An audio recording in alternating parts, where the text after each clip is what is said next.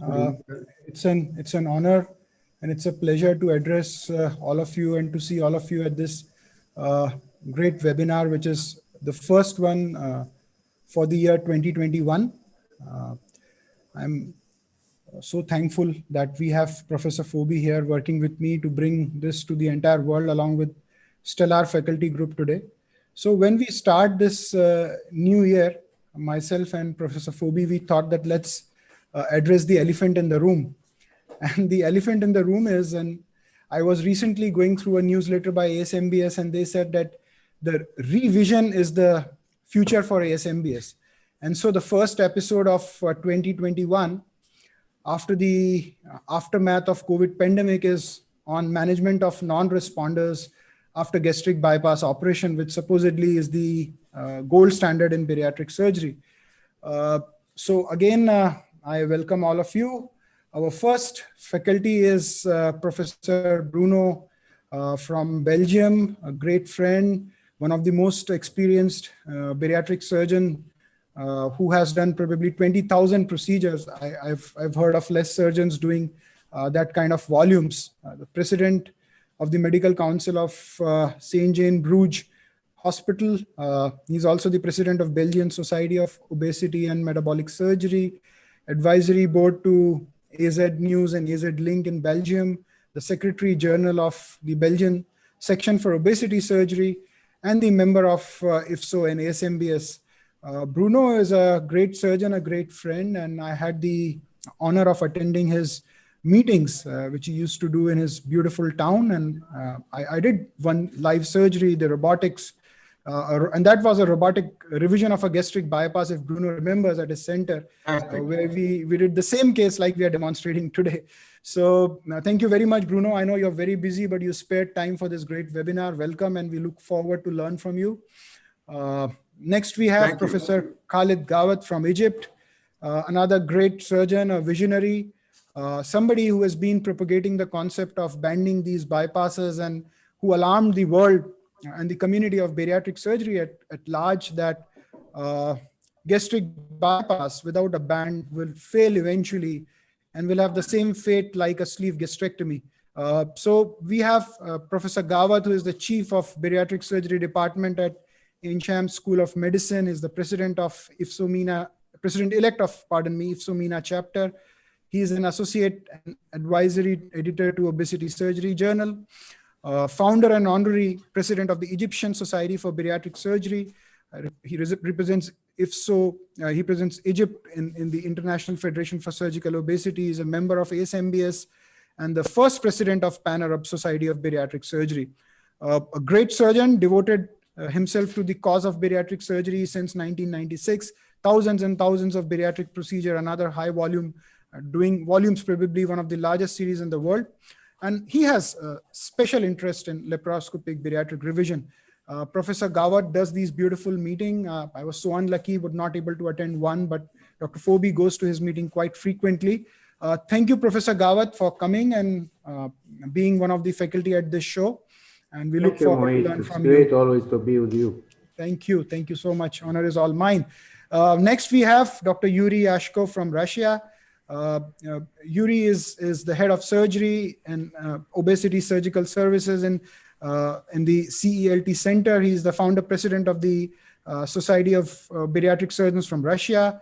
He is also the past president of the IFSO and also the IFSO European chapter from 2012 to 14. He was the member of, he's the member of European Accreditation Council for Bariatric Surgery and editorial board member for obesity surgery and the Moscow Surgical Journal.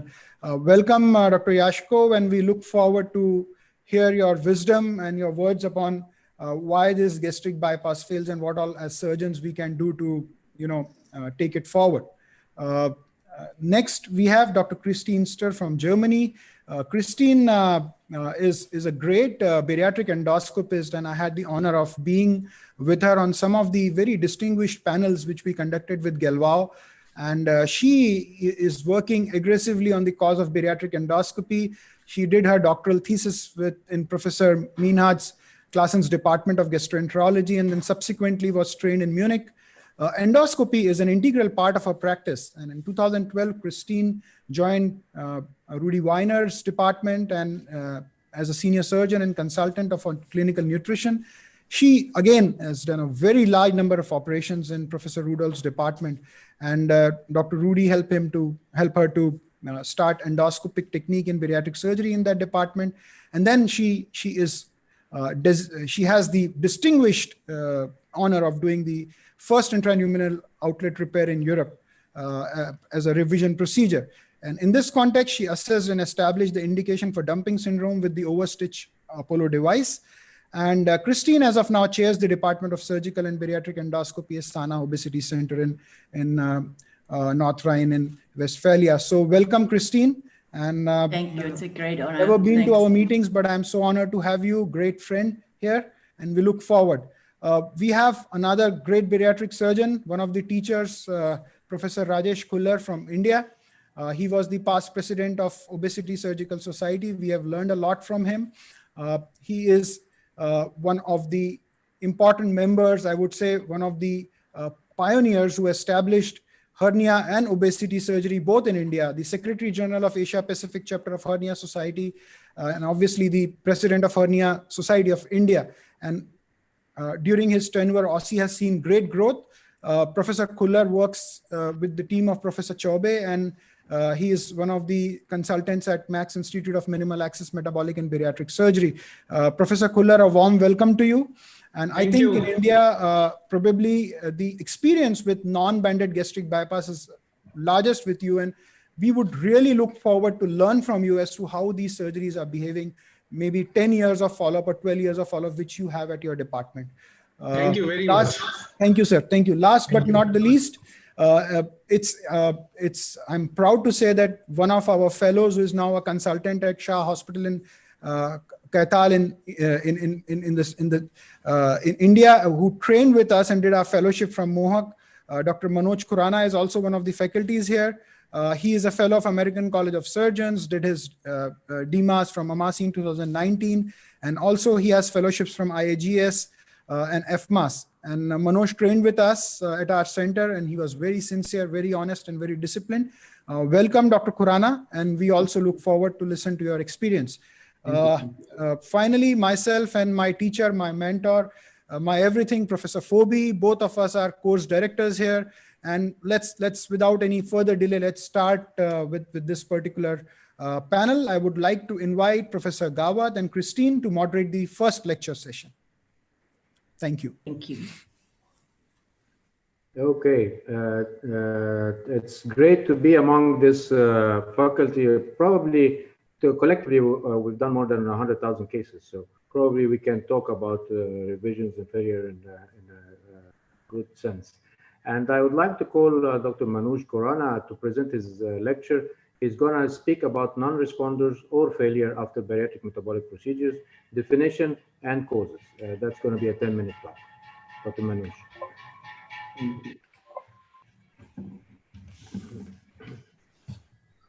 Good evening once again, and thanks for the opportunity, Mohit sir and Fobi sir. It's my pleasure to be here with all of you. I'm presenting the talk on non-responders or failures after bariatric metabolic procedures, definition and causes. This is my case disclosures. Most of my cases are sleeve.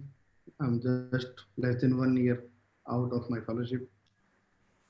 I have no disclosure, nothing to disclose.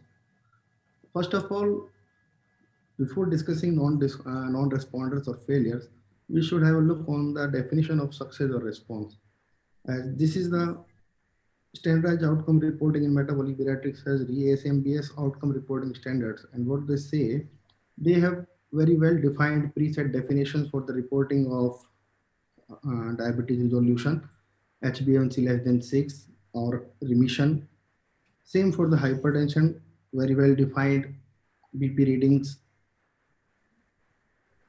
But when it comes to the weight, they have advised 4 parameters: change in BMI, reporting initial BMI, reporting loss of total weight percentage, loss of excess BMI in percentage, and loss of excess weight loss in percentage. They don't define any particular standard set points, and This creates a confusion in reporting and comparing all the studies.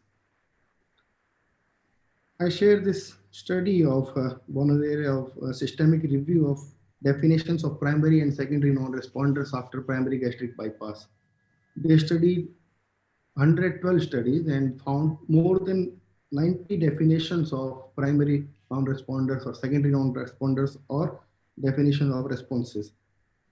In their study, they found that there are 13 definitions of primary responders. Various people, various groups are having more than one type of definition. Most commonly used definition was excessive weight loss more than 50%. And there was variation comparing at the outcome at the time 1 year after the surgery, 2 years after the surgery. Some studies were saying excess body weight loss more than 60%. Some were comparing excess BMI loss more than 50%. They saw more than 23 different definitions for the primary non-responders, having loss of excess body weight less than 25% to 30%, 50% at the various time interval at 1 year, 18 months, 2 years. Excess BMI loss less than 25%, 25% weight loss, BMI more than 40 with comorbidity and BMI more than 35. When you are having so many definitions or so many data to compare in the studies, it always creates a confusion. They had 18 definitions for secondary non-responders, like weight of more than 5 kg regain, more than 10 kg regain, 10% regain of the lowest body weight, 5% weight change, or in terms of total body loss, 15% to 20% to 25%. This shows that there is no consensus or standardization in reporting of the weight loss or who is non-responder, who is a failure. Rather, I should not use the word failure because it's not a failure after the surgery. As our medical colleagues have shown us that more than 5 to 10% of body weight loss causes improvement in the comorbidities. Even a patient having less than 20% of body weight loss, in these definitions, we can say he's a failure, but obviously he has benefited from the surgery. He may be having resolution of the comorbidity. It's not only about the weight, it may be about the resolution of the comorbidities and the quality of life of the patient.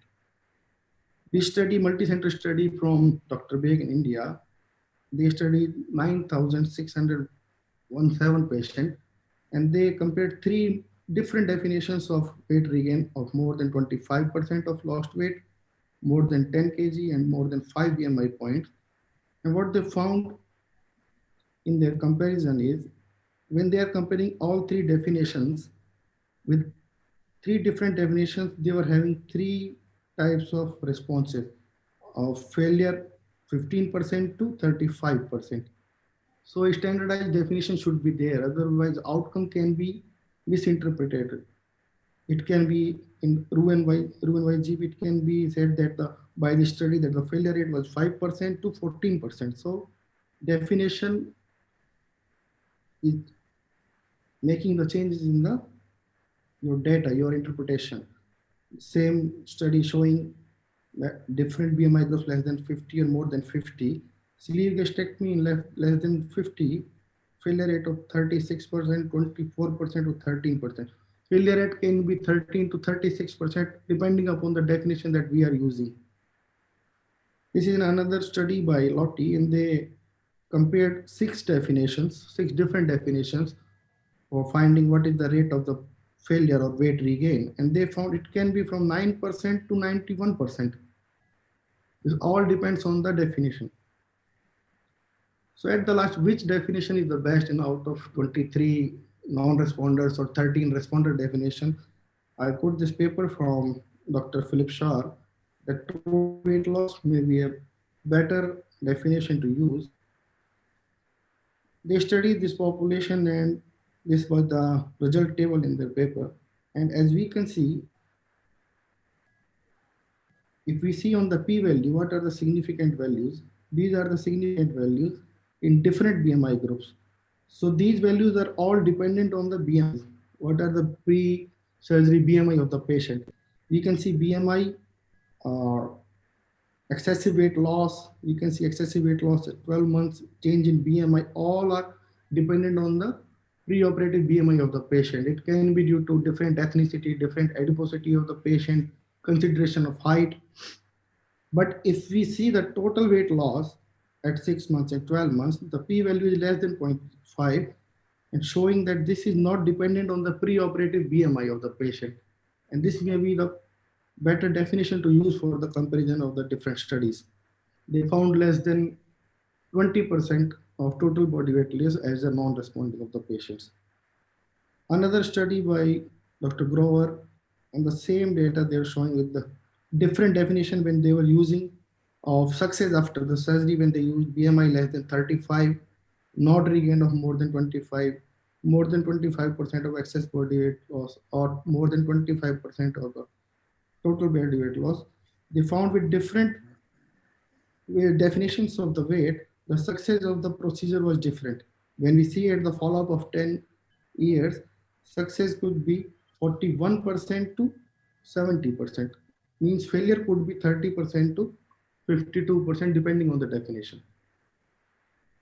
And he shows the same finding that total loss of body weight, total weight loss in percentage is a better predictor in terms of comparing the studies or reporting the outcome, as the mean BMI loss or the mean all are dependent on the different BMI groups. When we are comparing different BMI groups, they are showing so much variability. But when you see in the total body weight loss, there is the least variability in this group, and it's not depending on the BMI. So what is the definition? After this presentation, I will say that there is no standard definition. We need a standardization, but percentage of total weight loss is a better predictor, better criteria to use. But not only the weight loss should be there, should be resolution of comorbidities considered, or there should be quality of the life of the patient should be considered in the final outcome. Causes of failure can be divided in two types: patient specific or procedure specific.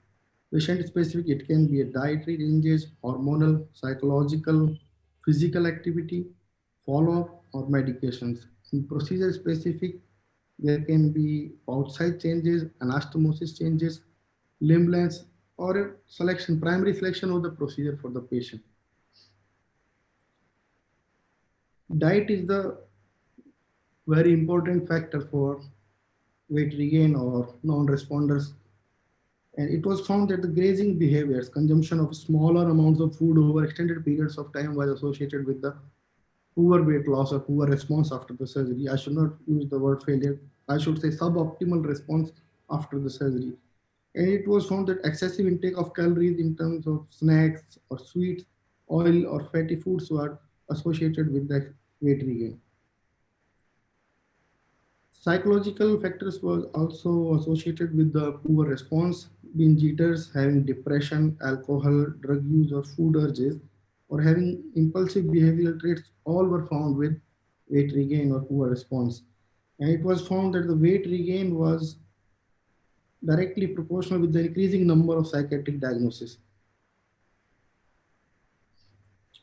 There are hormonal changes that are responsible for some poor weight loss in some of the patient, as postprandial suppression of ghrelin levels was correlated with the weight loss. And it was found that patients having higher weight regain, they were showing changes in the ghrelin levels less than the other patients. Proper follow-up was associated with good weight loss, and the patients who were not following up in the bariatric unit, they were having lack of appropriate nutritional follow-up. They all saw weight regain in post-surgery.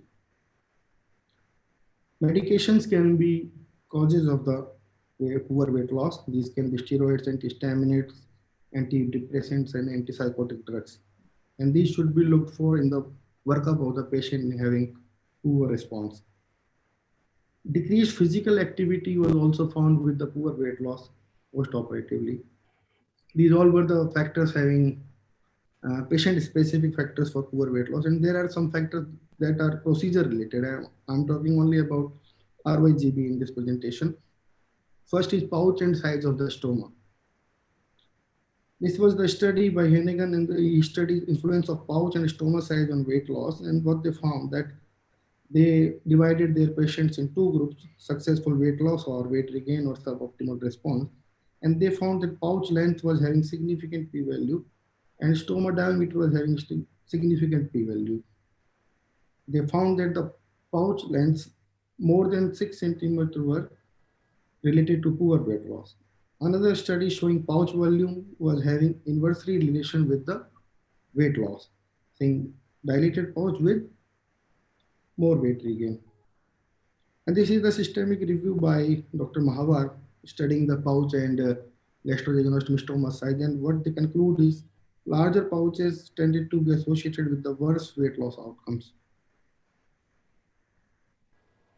These are studies by Dr.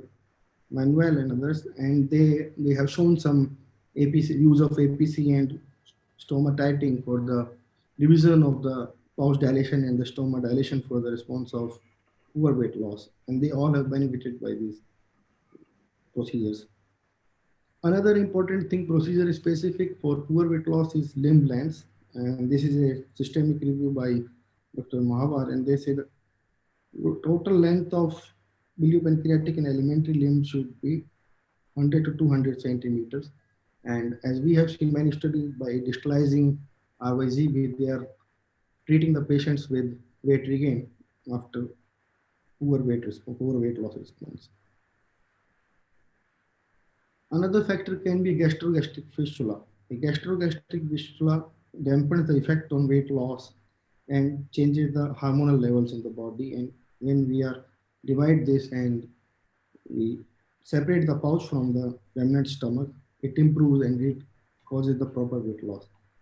These can be some procedure-specific factors having poor weight loss: pouch size, stoma size, limb length, and gastrogastric fistula, or primary selection of the procedure for a patient. Finally, to conclude, I will say there is a need for standardization for a proper definition who should be called as a non-responder or secondary non-responder or suboptimal responder. And change in percentage of total weight loss is a better criteria to use, better criteria to compare in different studies. As we have shown in different studies, it doesn't depend on the different BMI ranges. There can be patient and procedure specific causes, and these should be studied.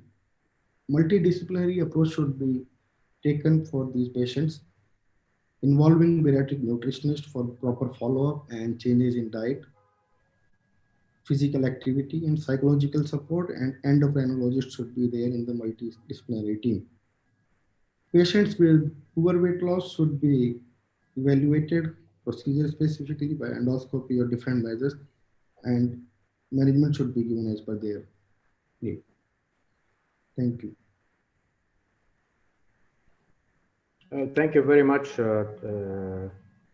This was very interesting, Dr. Khurana, and you have nailed the exact weaknesses of bariatric surgery literature, is that we never report our results the same. Everybody is reporting differently, and we cannot compare each other's results. And actually, so long we don't have a precise definition for weight loss and for even normal ideal weight, we don't agree on that. When you calculate your data and you put in a slightly higher normal ideal weight, like some Australian series did years ago, and they boosted the results from 60% success to 80% success, just calculating the ideal weight at 26.5 rather than 25. So you are right on the spot. I would like to use, I did literature on bariatric revisions in 1999, and this was, I had the definition then, is that a bariatric failure is if the patient is unhappy. So, because so far we have not come to a certain measure or conclusion of how to measure our weight, and we never listen to our patients. So if your patient has a weight loss and comorbidity improvement that is lasting and he's happy, the operation is a success. If the patient has a lot of complications and or weight loss failure and he is not unhappy, then the operation has failed. So I agree with you about the topic of standardization. Only one thing I did not agree on you on the slides is your proposal to use the total weight loss for measurement, because the total weight loss does not take into account the excess weight. So probably some patients would be a good success with 20% excess weight loss, total weight loss, and some of them would be a complete failure. So, what do you think? I think the ideal way we should still continue to use the percentage excess body weight loss. So, what do you think? What are your thoughts about that? As the study shows, sir, that the total weight loss is the only criteria that doesn't depend on the different BMIs or different ethnicity, or it doesn't depend on the preoperative height or BMI of the patient. Excess body weight loss considers first thing, what is the ideal BMI? If you have to calculate excess body weight, you should be having a definition of ideal BMI. As you already said, some people are using different ideal BMI, whether like 26.5 or 23 in Asian countries. So it's very difficult to compare the studies. In my opinion, there should be a definition of having total weight loss with resolution of comorbidities consideration with some quality of life score, having a score saying which one is having proper response and which one is having suboptimal response, rather than saying non-responders. Great, thank you. And I would like to ask some of our esteemed panelists, Dr. YuryYashkov and Dr. Khullar, about the use of the terms failure versus non-responders. I would like to clarify this point because this is a completely different description of the similar problem. So what do you think, Yuri? Yeah, do you hear me? It's okay? Yeah, do you hear me? Okay. So I think that failure should be considered if the patient lost less than 50 of excess weight loss, or have serious problems with malabsorption. So I prefer to perform malabsorptive operations like duodenal fish, like SADIS. So if the patient lost good weight, has good weight loss, but have serious side effects or complications, so this could be considered as a failure. But regarding to weight loss, so I think that the excess weight loss less than 50% is unsatisfactory. But if the patients start to regain weight and regain all or almost all weight, so this is also failure. Non-responders is sometimes we lose patients from our follow-up control, and in some cases there are objective reasons patients move to another place, or patients change their email addresses or phones. So we cannot reach patients for follow-up. This is, in my opinion, is not responding. Okay. But in my experience, not all patients who are not responders have not good results. Sometimes those patients who are not non-responders could have good and even excellent results, so they forgot that they have operation, that they had problems with obesity in the past. Okay. Dr. Rajesh, Khullar? You see, as Dr. Manoj Khanna has said, that the definition of weight loss or weight regain and what we want to achieve and what we say what would be the ideal procedure to give the ideal weight loss. There are so many definitions. So basically, what we believe in is that most of the patients go to the procedure. Now, it depends on the time. Some patients, they take less time. Some patients take more time to come down on their weight as well as comorbidities. And it is very difficult to call a patient that he is responding or not responding depending upon the time. So basically, you have to see the patient's response not only to the loss of weight, but also to all the comorbidities which he had in the beginning. So if the patient has lost less amount of weight, but the comorbidities have resolved, you can't call this patient as a failure or non-responder. So it is important to see the result of the surgery as a whole. You have to see the overall picture. whether patient's life, quality of life has improved from what it was before the surgery. Even if the weight loss is little less and not expected, you cannot have 50% excess weight loss in all the patients in which you do bariatric surgery, because there are so many factors on which the weight loss depends, as Dr. Manoj said.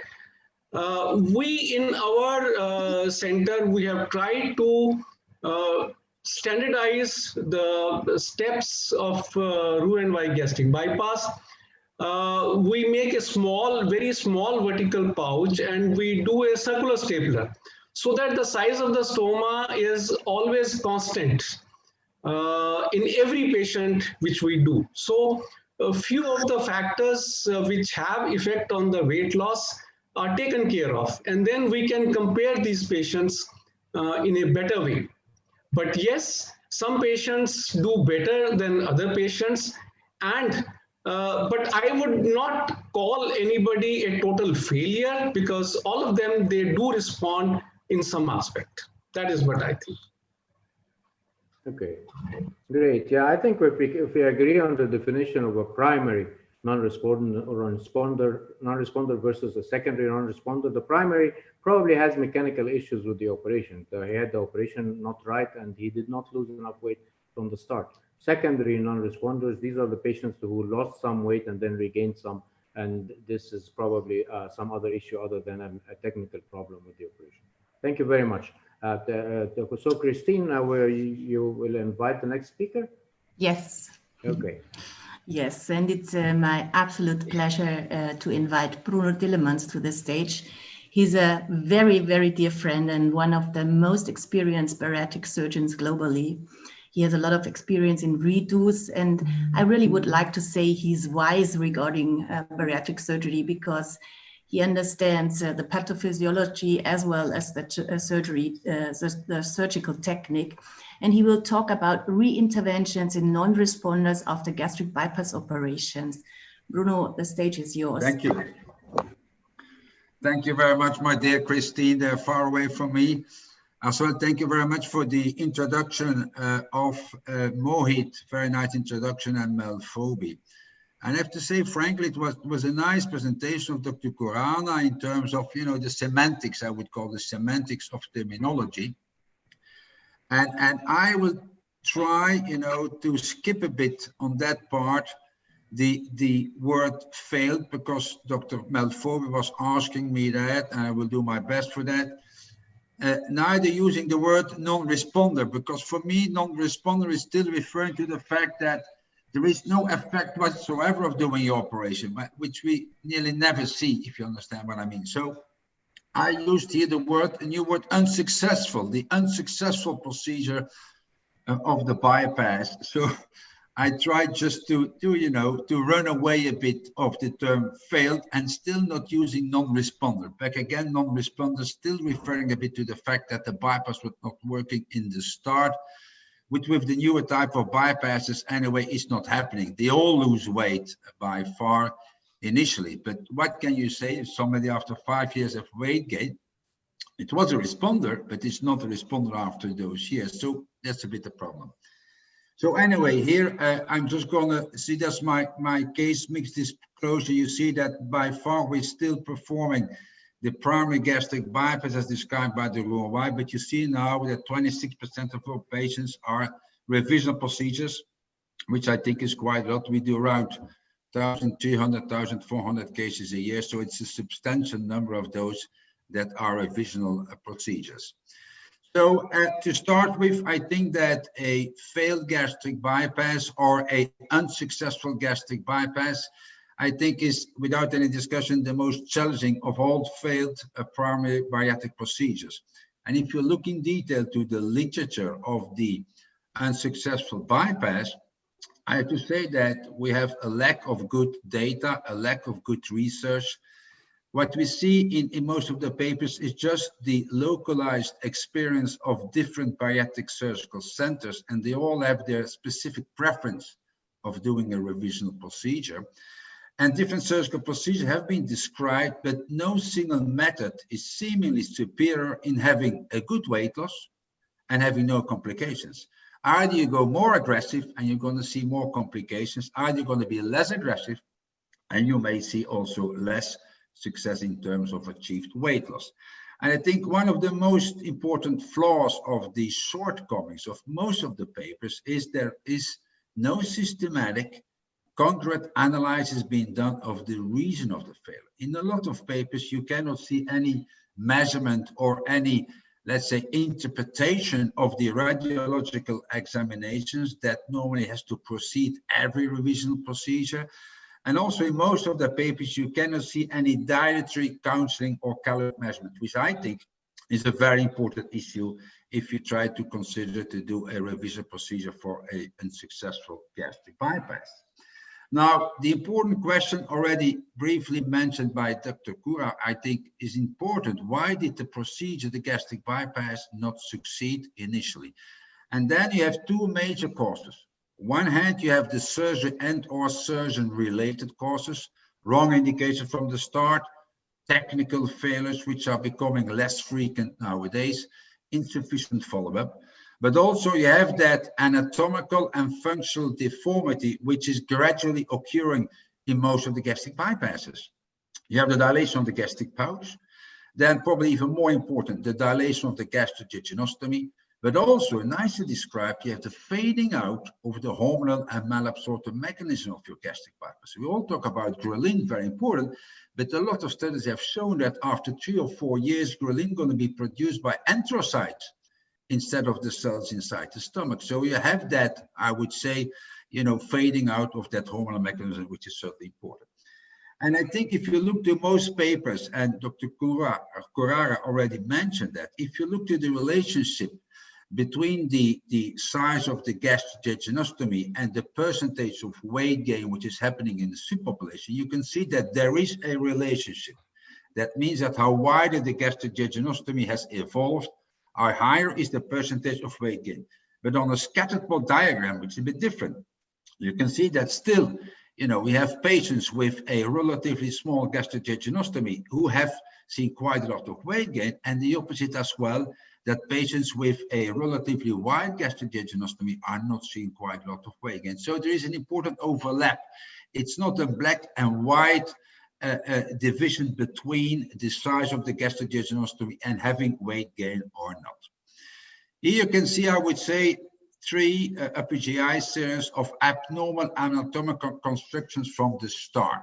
On the left side, you see 2 revisional gastric bypasses, patients that have been sent to me, who got a secondary bypass after initial band procedure, where the surgeon was probably a bit too cautious and leaving a too redundant gastric pouch in doing his revision procedure. And on the right side, you see the upper GI series of something that has to resemble a gastric bypass, is by far being a good bypass.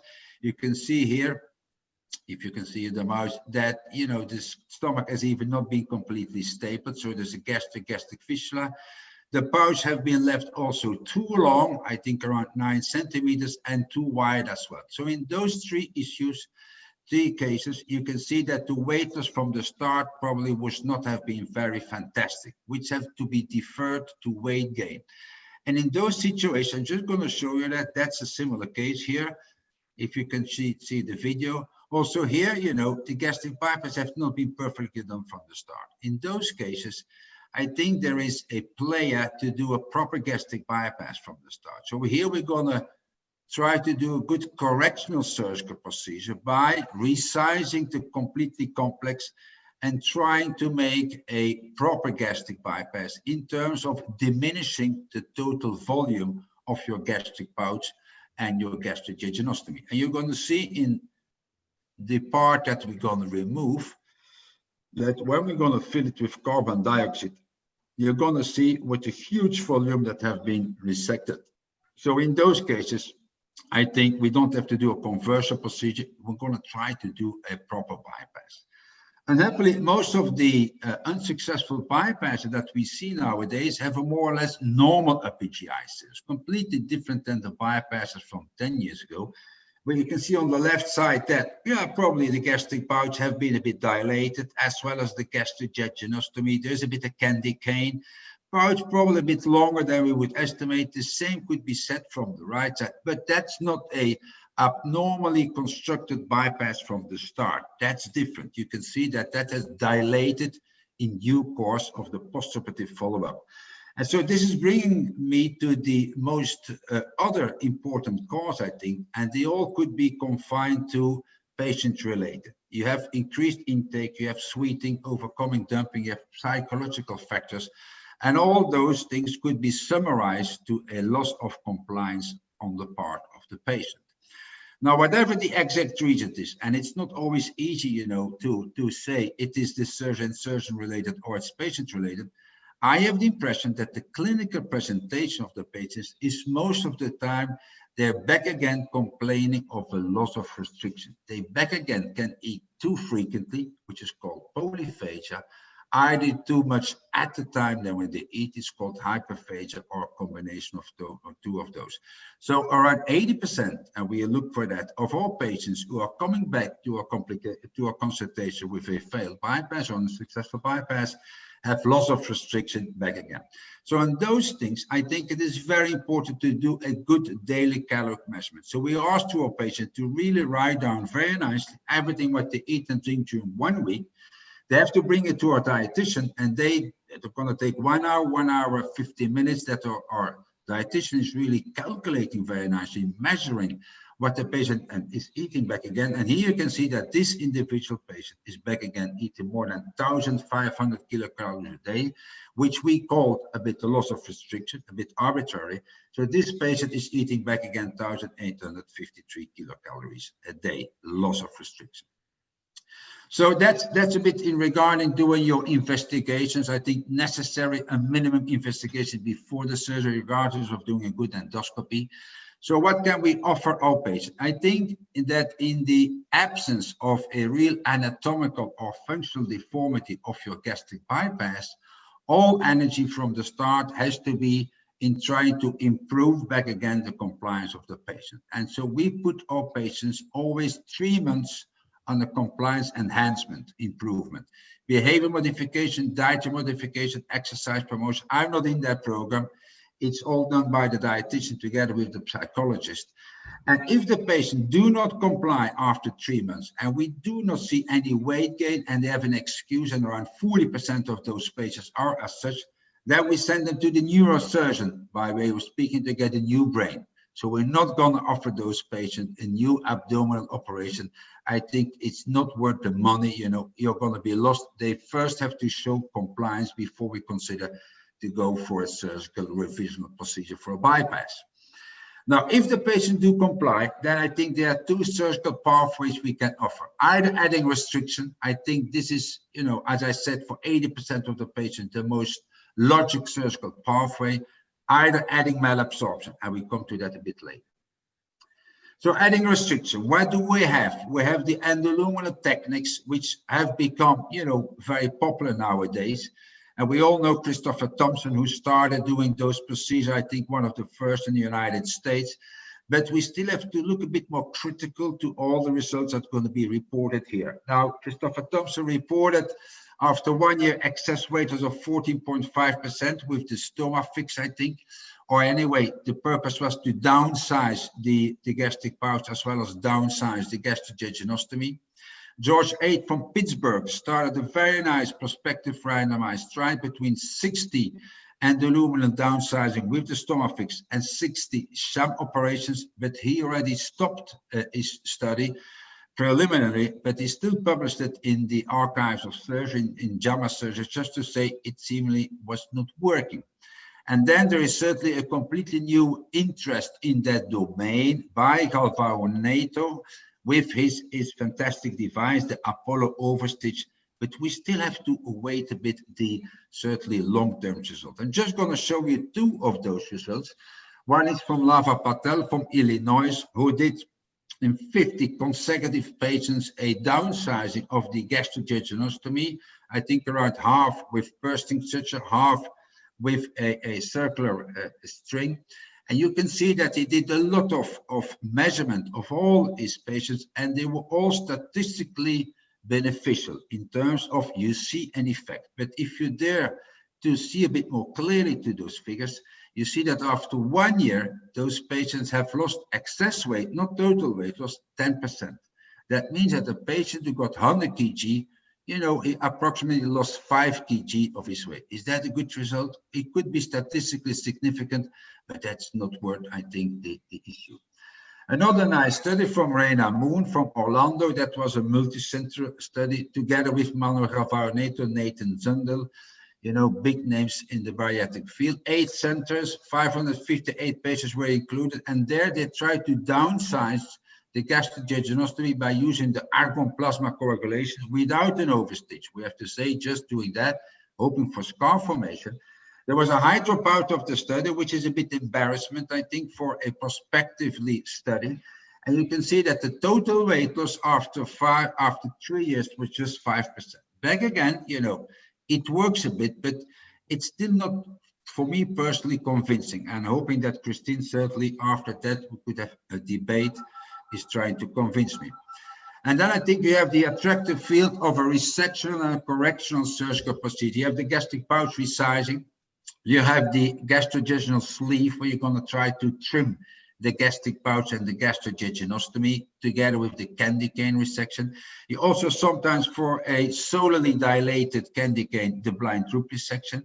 You have the construction of a completely new gastrojejunectomy, and at the end, also like Camilla Boos have described, the gastrojejunal plication from the external side.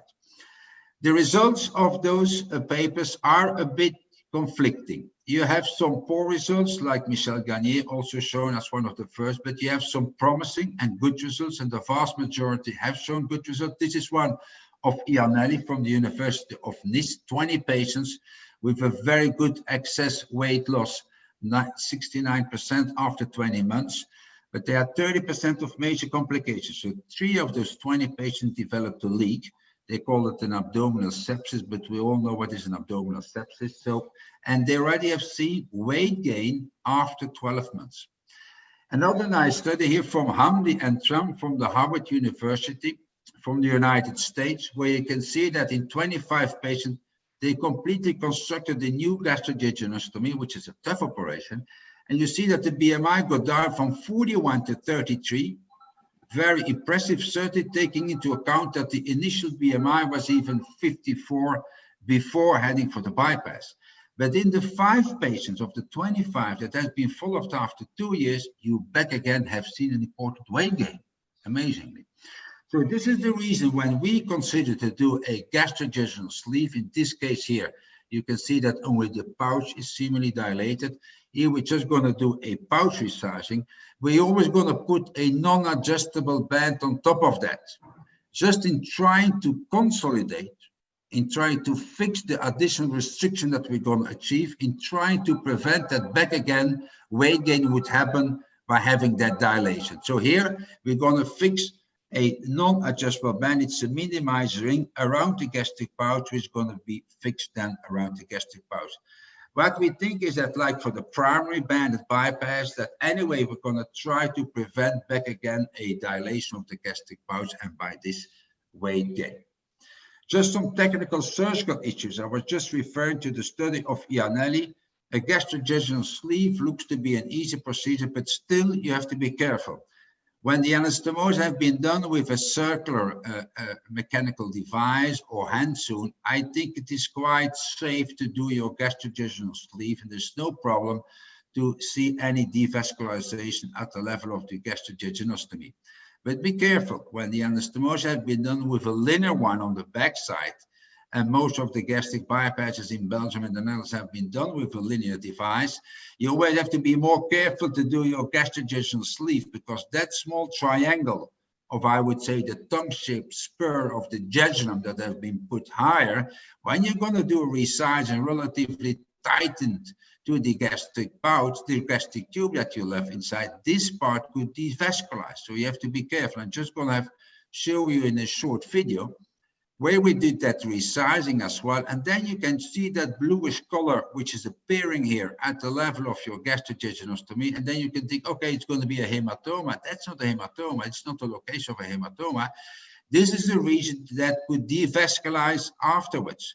Not the first day, even not the second day, but you know, after 30 or 3 days, you can hope there's going to be a contained, but that part could devascularize because the jejunum is much less supported by vascularization than the stomach as well. So we had it here, and so in that case, you know, I think it is imminent that you have to make a completely new gastric bypass to secure that you're not going to see any leak. So technical issues also are still important when doing that gastrojejunal sleeve. Then the last issue, the placing of an adjustable band on top of a failed gastric bypass. This is a concept that I personally find relatively attractive, although we all know that the band is not popular anymore. This concept is attributed to Mark Basler from New York, who already published that in 2005, just 8 pages with good results. What is 8 pages? This concept has then later been valorized in a review paper by Gums, Alphonse Pomp, and Michel Gagnier, where they advocate to put an adjustable band on top of a failed gastric bypass for those patients who are not super obese after they not successful bypass. If they are super obese, they advocate to go for the duodenal switch. And quite a lot of papers were coming in where you can see that those results in terms of weight loss are quite acceptable. Back again, this is additional weight loss. Mark Basler from New York, 47% of excess weight loss after 60 months. That is 5 years. Seemingly not a lot of complications.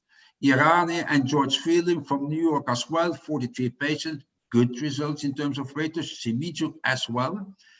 And the attractive thing is in putting that adjustable band on top of a failed bypass. Back again, for those patients who are complaining of loss of restriction, only for those patients, you can do that operation in more or less version territory. Why? Here, it is the pars flaccid that we're going to do.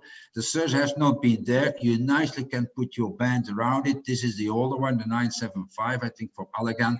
And then you can nicely put some stitches with the remnant stomach to try to fix on the lateral border your gastric band. I'm just going to show you a short video of that. But if it's free from complication, as those papers were mentioning, that's not the truth. I've not put my data on it, otherwise it's going to take too much time. This is a nice paper from Schmidt. It was a multicentric study published 2018 from the United States.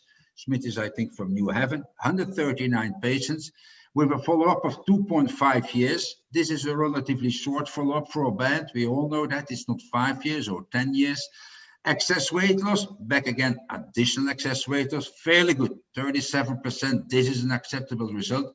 BMI loss of 7 units, but they had long-term complications. They had to reoperation 22% of the patients already after 2.5 years. And finally, they had to remove the band in 8% of those patients. And this is, most of the causes were a slippage of the band. And so that's what I just tried to show you a bit, how you can prevent having the slippage. Because in a lot of those papers, they were not fixing the band on the lateral border. I really think that is really necessary, as always with a primary band as well. You have that remnant stomach, which is nicely located there. If you're going to put an adjustable band on top of a failed bypass, at least use that native stomach, the remnant stomach, to fix your band. Above and underneath the band. Above that, by coughing or by vomiting, the band would not slip too high at the level of the gastroesophageal junction, but certainly 2 stitches have to be put downhill into preventing having a lateral slippage. So here we're going to fix this band with a non-resorbable stitch, an 8120, I think, just to leave a small part of the stomach above it. Important to have the sensation of fullness. Otherwise, like a lot of primary bands have been placed too high, it's not going to work as such. And here, distally, we're going to put 2 stitches in trying also to fix the band a bit better, that it could not slip, but also not tilt. You understand what I mean? So here we're going to put 2 stitches as well. Important as well, as been also mentioned in the papers, you could have a volvulus of the small bowel around the long tube that have been left intra-abdominally. And don't forget, most of the bypasses, the small bowel have been put anti-colic, anti-gastric, so you are more prone to have that volvulus. I'm just going to show you here, and you can prevent having that complication to shorten your gastric tube intra-abdominally and go much higher. And so in trying to extra peritonealize a part of your tube. And then you're not going to have any problem or any risk that the small bowel would herniate through the window of the tube and the gastric band itself. So here we're going to grab the tip of the tube. We're going to nicely try to position it extra-abdominally. And by doing so as well, we're going to, you know, fix better on the lateral border of the gastric band. So this is certainly something that you have to do when you consider to put the band on top of bypass. That regarded the restrictive issues. Then around 20% of our patients, I think they are fitting for adding malabsorption. I'm just going to go relatively briefly to that. You have the length of the elemental limb. So many studies have been published. Dr. Gawdat knows as well. Everybody knows those already studies where they try to lengthen the elemental limb in trying to, you know, enhance the result in terms of your gastric bypass. It didn't work quite well.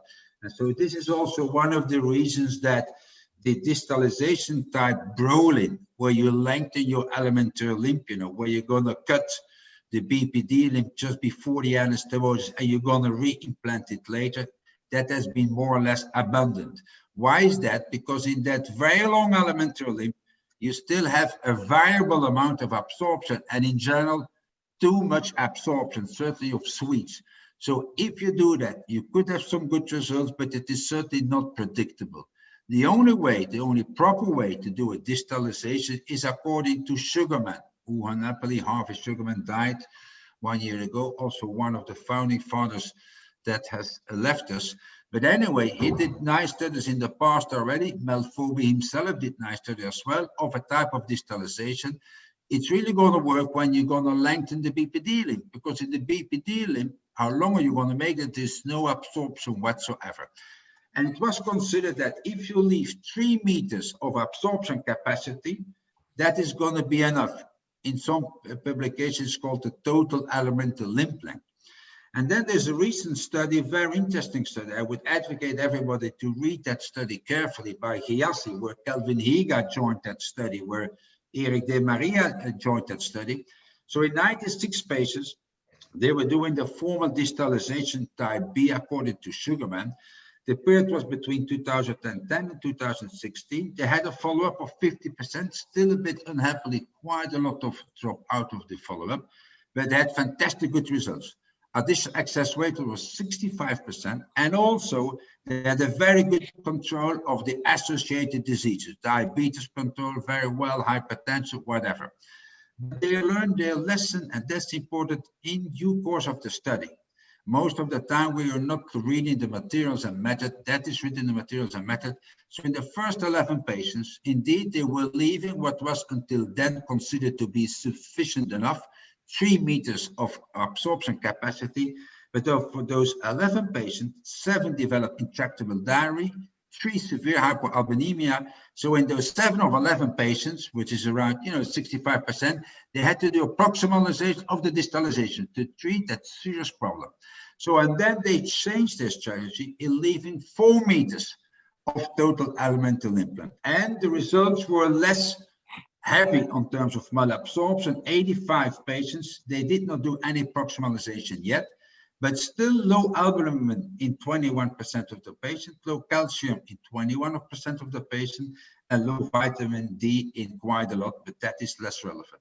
But anyway, they concluded in their paper, it was a humble conclusion, given the cost of vitamin and mineral supplementation, along with the lifelong need for regular outpatient visits and nutritionally laboratory testing, we hesitate to recommend distalization on a large scale, despite the objective advantages in additional weight loss and metabolic control. Important statement.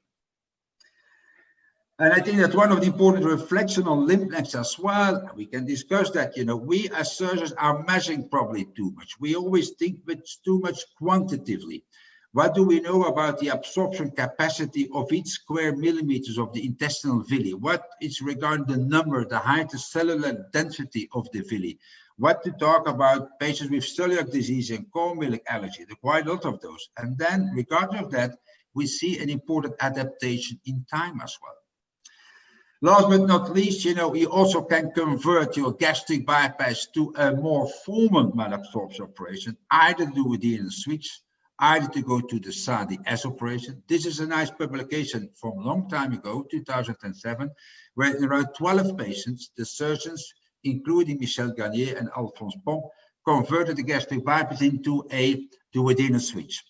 They had very good results. In around 6 of those patients, they did it in 1 stage, in the other 6 patients in 2 stages, and nearly no complications. But that's a very heavy operation. You have to undo your bypass. Then you have to do a sleeve, be careful for the staple lines. Then underneath the pylorus, you have to make a new anastomosis, and then, certainly for duodenal switch, back again another one.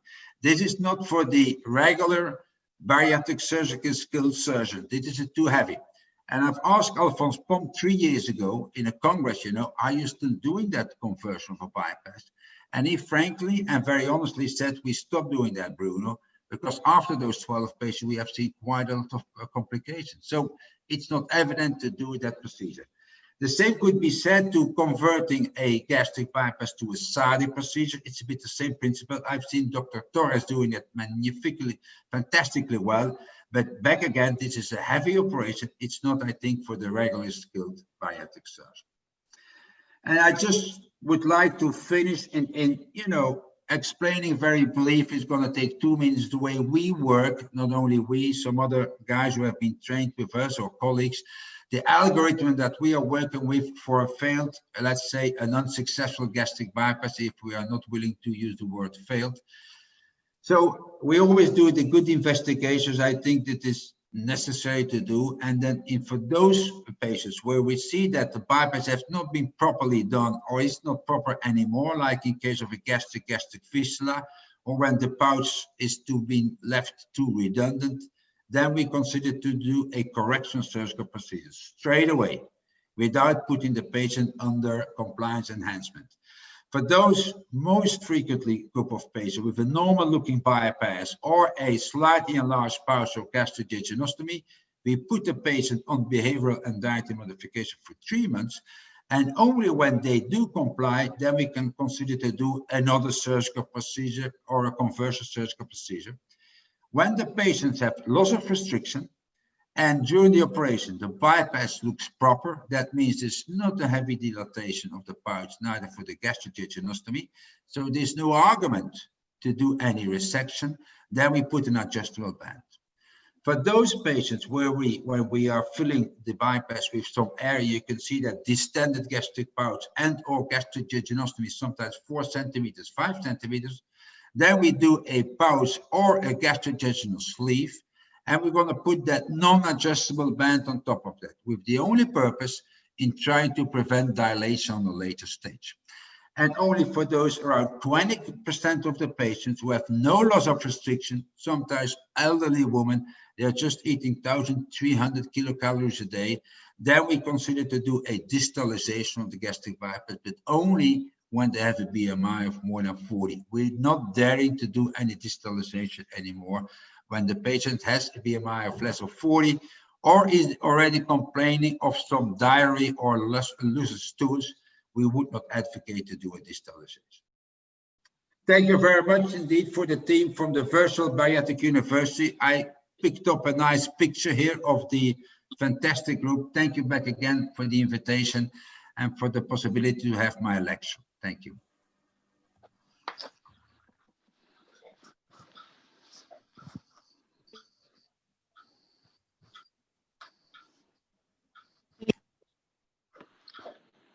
Christine, it's up to you. Hello? Christine? She vanished away. She vanished? Okay. She was supposed to make a comment. She might have taken a break. I will make a comment. I will make a comment. Sorry. Okay. Thank you, Bruno. Thank you. This was an impressive overview. Really, absolutely. And it leaves me with some questions I have regarding the procedures. Let's begin at the end of a presentation. What would you say does distinguish a distalization from a BPD if you measure from the Bauhini valve? From the? Bauhini valve. Yes. From the big bowel. Yeah. Because Okay. this is in my point of view, this is a BPD also. That's 100% right. Now, for any distalization, you have to start, I think, with the ileocecal valve and count from there. 100% right. Now, there's more and more a player when we count it, you know, sometimes we have 10 meters, etc., that you would say, is it not better to do a procentual distribution when you're going to reconstruct it? But I've not seen any good randomized study which is really defending. The only paper that I was just referring is, you know, be more conservative instead of leaving systematically 3 meters. We all know a bit the experience of the omega loop gastric bypass as well, Christine, where we know, you know, that sometimes in leaving 2 meters, you know, and you don't count systematically distally. And for those patients with 4 meters, 4 meters and a half, those are the group of patients who have become too malabsorptive after even the omega loop bypass. Absolutely. So I think that there is much more support in whatever type of malabsorptive bypass, if it's now the long limb bypass from the start, if it's the omega loop bypass, if you do a distalization, there's a player to count the total limb length of the small bowel. That's what I think. I agree completely.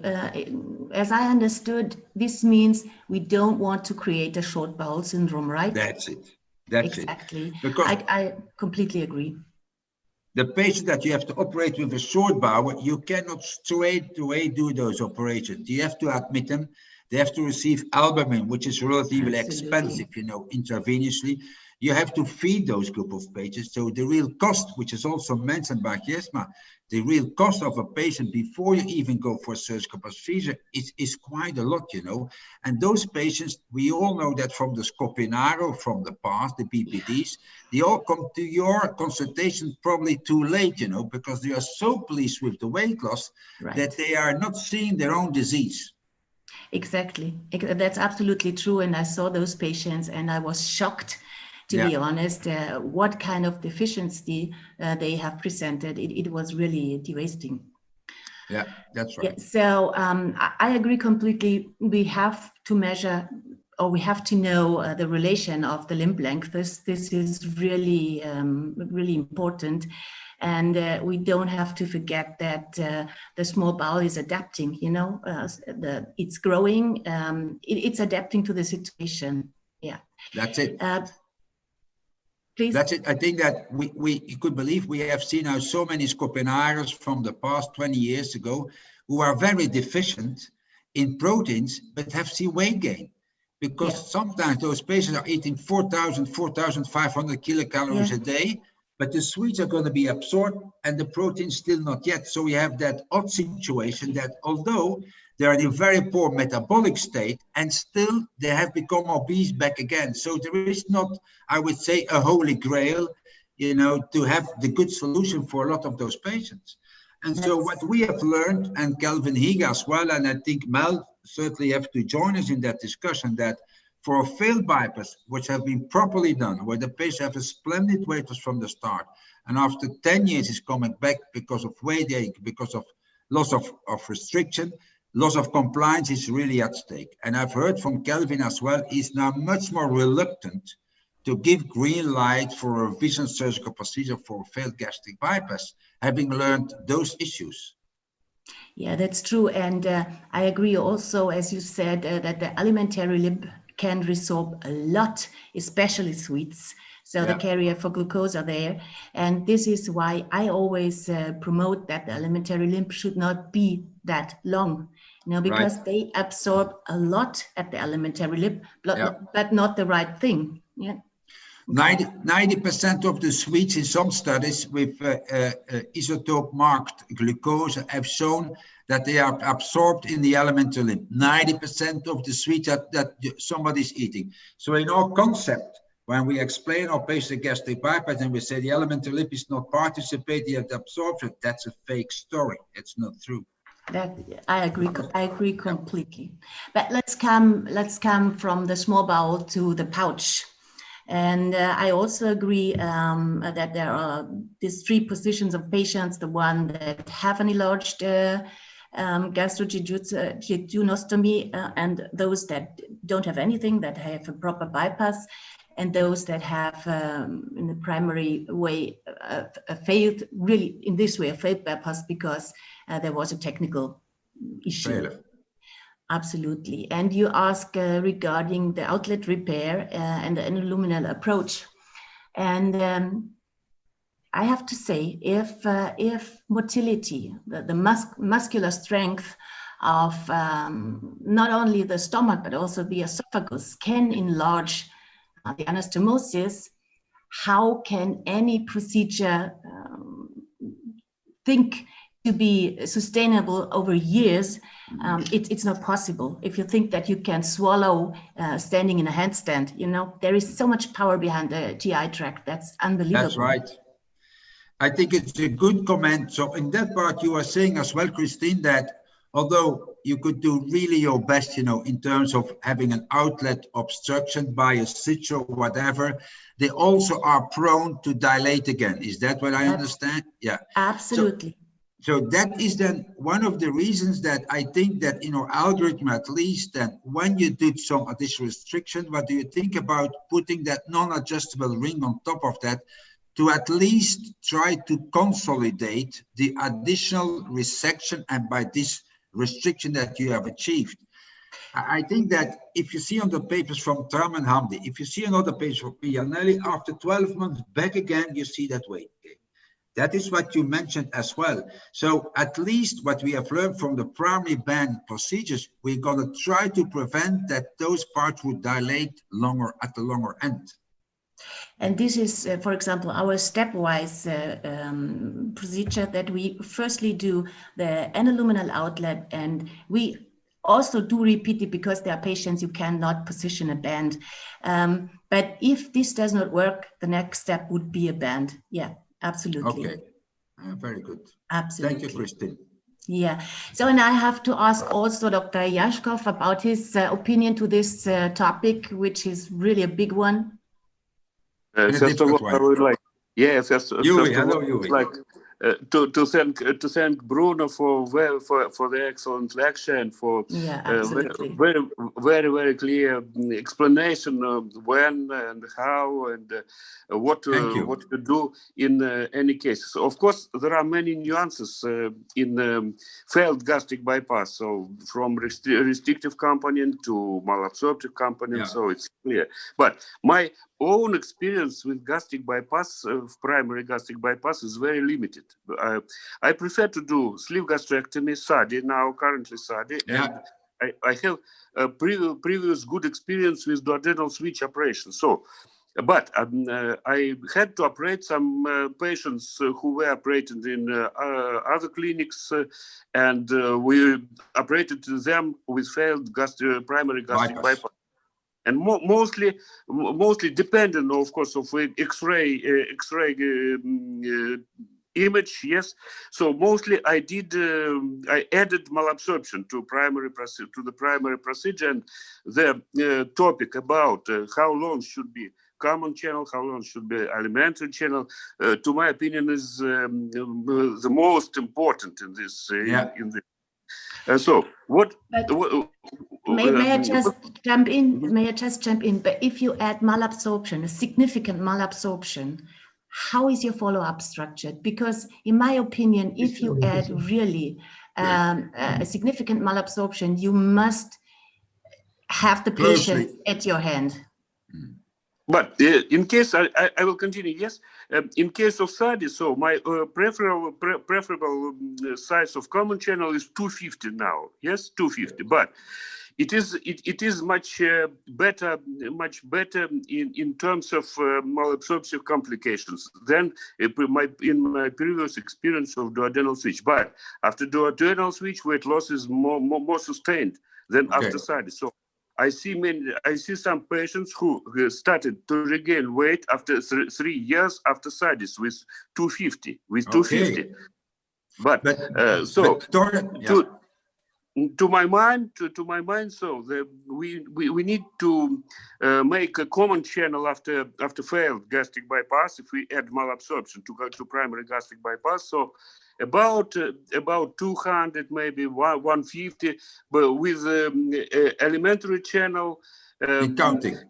if alimentary channel is short, 50 or 100 centimeters, so the more longer should be common channel, to maybe 250, maybe 3 meters, and we have to remember that gastric pouch is not the same as gastric sleeve.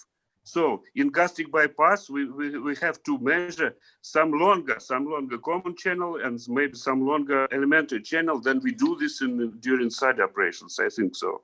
So, but thank you once again. Thank you once again, Bruno. Very nice. Thank you, Yuri. That's indeed, that is also what has been, referring to the study of Eric de Marie and Calvin Higa. Back again, started to think systematically in 3 meters, 2 meters 50. Back again, we are surgeons. I have some doubts about that. Now my question is a bit to you with the duodenus, which was 2 meters 50, and now also the Sadi. You know that Dr. Torres has left a bit the 2 meters 50 in favor for even the 3 meters, because when he was doing 2 meters, he has seen quite a lot of malabsorptive and malnourishment. I think 12% or something he was mentioning recently. So we changed for 2 meters 50, and now already 2 years ago, he's changed in favor of 3 meters. So because that malnourishment, you not always see that the first 6 months, this could also happen, 2 or 3 years after the surgery. Certainly when the patient would have any other disease, or it's becoming frail and is eating less. Ooh, I'm a bit afraid, you see. I mean, I don't know what you are thinking, Christine, on that part, because all those, yeah. Absolutely agree. Absolutely agree. I think this is less seen. It is not known that much that this really bad malnutrition can happen. And I can tell you, I had a patient in Frankfurt after BPD. She was really breaking apart. There was no calcium in this human being. There was no vitamin D. That the bones were so fragile. She really was breaking apart. And of course, this was an extreme case. But anyways, this can happen. And this is why I said how high frequently the follow-up is after BPD, because you have really to hold this patient's hand and to be there at any time to help them if they have this kind of malnutrition. We have to be honest as well. We know our patients. They could be compliant for 1 year or 2 years. They're going to be a depression or a divorce, and then suddenly they disappear. Exactly. You never see any major problem when you enhance the restrictive part of the operation and the malabsorptive part. They could have some other problems, but not that malnourishment, which we are still a bit afraid, so. In other words, I do not promote this malnutrition, really, because you can't guarantee that you have the patient always with you or you are always with your patient. Yeah. 100% true. Thank you, Yuri, anyway, for your comment. Thank you. My good friend. Dr. Khullar, I have to ask Dr. Khullar also, yes. Do you have any comments on the topic? Bruno, this was a lovely presentation, and you almost covered all aspects of weight regain. We also have this problem, but you see the Asian countries, especially India, we have a different problem. The main problem is that most of the population is vegetarian. Although many people say that they are non-vegetarian, but they may be taking non-vegetarian food only once in a month or twice in a month. So we cannot give them excess malnutrition because as Christy said, that it is worse to have malnutrition than to have overweight. I would like to have my bypass patient slightly overweight rather than him having malnutrition. Exactly. So we are very conservative in offering them re-surgery after weight regain after bypass. The most important thing what we put stress on is their dietary consultation, their follow-up, as well as support group meetings. Because what we noticed in our group, because our maximum work is on Roux-en-Y gastric bypass. We perform about 300 to 400 procedures in a year. And out of that, almost 90% would be gastric bypass and only 5 to 10% sleeve. So most of these patients, if those patients who are under regular follow-up and attend our support group meetings, they do very well. So basically, the weight regain occurs in patients who are lost to follow-up, and they come back to you after 3 years with weight regain, and or 5 years after weight regain. They haven't followed you up for a long time. So basically, if we can take as well as leaving apart the anatomical changes if they are there, which Bruno showed very clearly. If there are definite anatomical changes, then something has to be done for those anatomical changes. We have to bring it back to the normal anatomy of pass. But otherwise, if the anatomy is normal, we put our more stress on their dietary consultation and bring them back to the normal. And they do well once they are counseled well and they are under regular follow-up and training. And one last question, do you have experience, because this is also a possible way, instead of doing a reoperation, do you have experience of adding a weight loss medication to those patients? Yes, absolutely. You see, our follow-up program is we have a medical endocrinologist in the team, and slight addition of a medication definitely help these patients in bringing their weight down, as well as bringing their comorbidities to acceptable limit, along with the dietary management and exercise regime. So I think that gives a better, at least to our patients, that gives a better result and better quality of life to these patients as compared to a revision surgery. Yeah. Good comment, I think. But you're right. I mean, we also now send more patients to our endocrinologist. I'm not involved in that field. Where we think, a surgical procedure is going to be either too tedious, either is going to be overestimated. So with liraglutide and all the rest, there are much more potential we can offer our patients. But back again, we always only do that for compliant patients. For those who do not show any compliance, even that medication, which is a bit expensive, we're not going to offer the patients that. Okay, thank you all very much. The discussion is very interesting. We'll continue this. But we'll go to the live surgery part of this program. And during the live surgery, we might still continue with some of the topics. At this time, I'm going to ask Dr. Khullar and Dr. Yashkov to moderate the live session. And I'm going to invite Dr. Bhandari to be ready to do surgery, and Dr. Mohak Bhandari to come and present the patient whom we're going to be operating on today. So, Mohak, it's up to you. Thank you. Mohak is one of our consulting surgeons. He's one of my previous fellows with Dr. Bhandari in Indore. He finished the program 2 years ago, and he's a consultant with us at this time. Go ahead, Mohak. Everyone. So this case is a 48-year-old female with a BMI of 43.7, current BMI of 43.7, non-vegetarian by diet, and she has no addictions. But currently she has osteoarthritis, hypertension, and type 2 diabetes with a glycosylate of 7.88. So as far as history is concerned, in 2013 September, she had a weight of 117 kgs with a BMI of 53. And that time she had OSA and diabetes also, and she was not able to walk too much. So we did a laparoscopic sleeve gastrectomy on her, and she got down to 74 in 2 years' time. I'll be showing a graphical presentation of the same. Then she started gaining weight. So she came back again.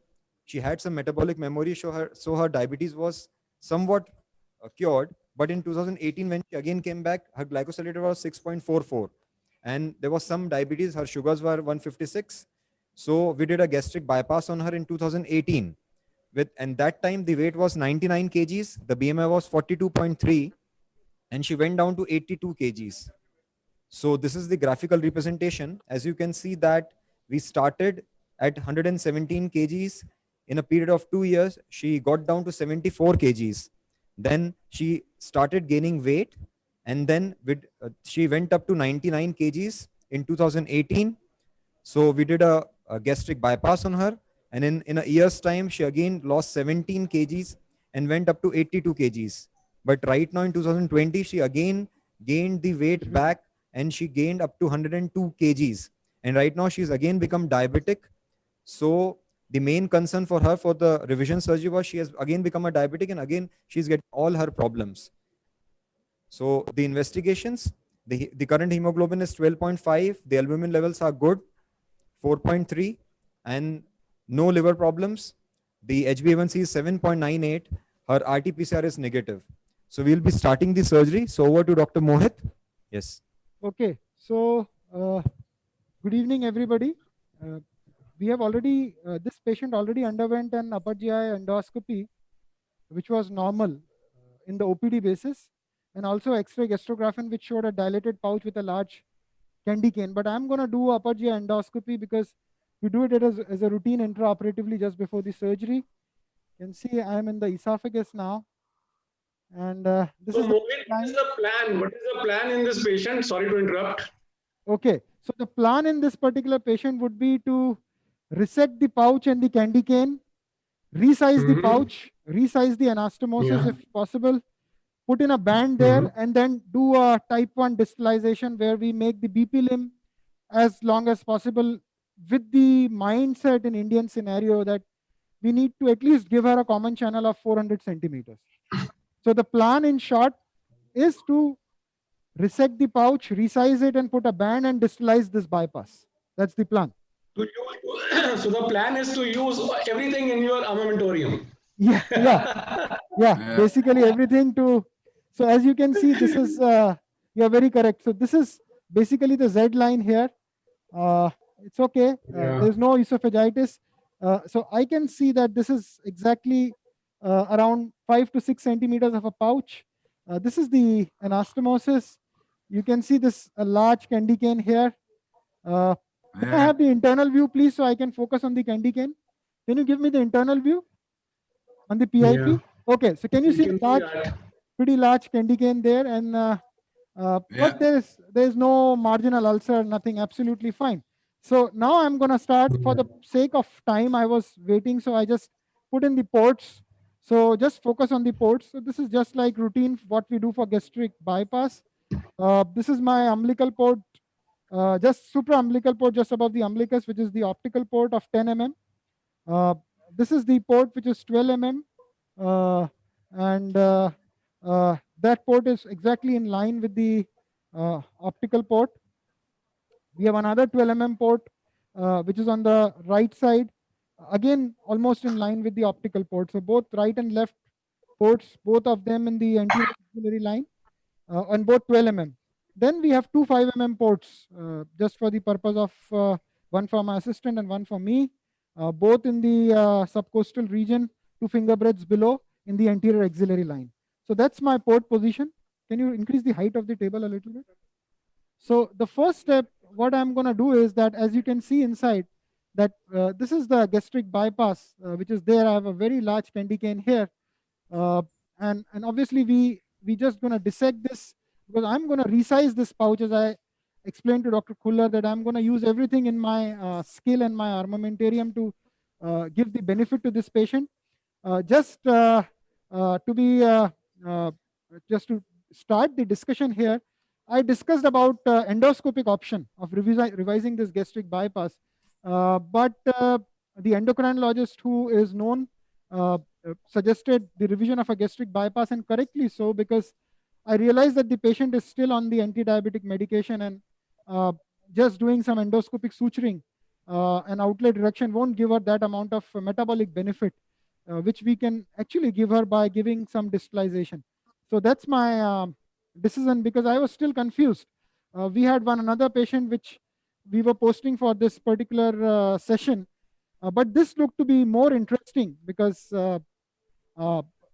doing a gastric bypass as a revision procedure fails is the message. So if you do a bypass as a revision procedure after a sleeve, this is what we get. And that's why we are now converting most of these bypasses into banded gastric bypasses after sleeves. We have good amount of data on that. Yeah, Mohit, what would you say? I mean, what we have seen is that the revision surgery results are not that good. If you convert sleeve to bypass and compare that with the primary bypass, the result of any revisional surgery procedure is not as good as the primary surgery. Yes, absolutely. I agree. They are not as good. Probably here, I think my indication to do this would be more diabetes. What do you say? Because yes, weight loss, indeed. I mean, I don't think that, and obviously we, that we cannot give her the sort of digitalization probably Bruno would give. Bruno can go ahead and, go as close as 250 centimeters. He can do that. And But we cannot do it here. In fact, we have to be 400 because I have done a 250 centimeters digitalization. That patient ended up having liver failure at the Institute of Liver and Biliary Sciences in New Delhi. So we are, in India, I don't know what problems we have.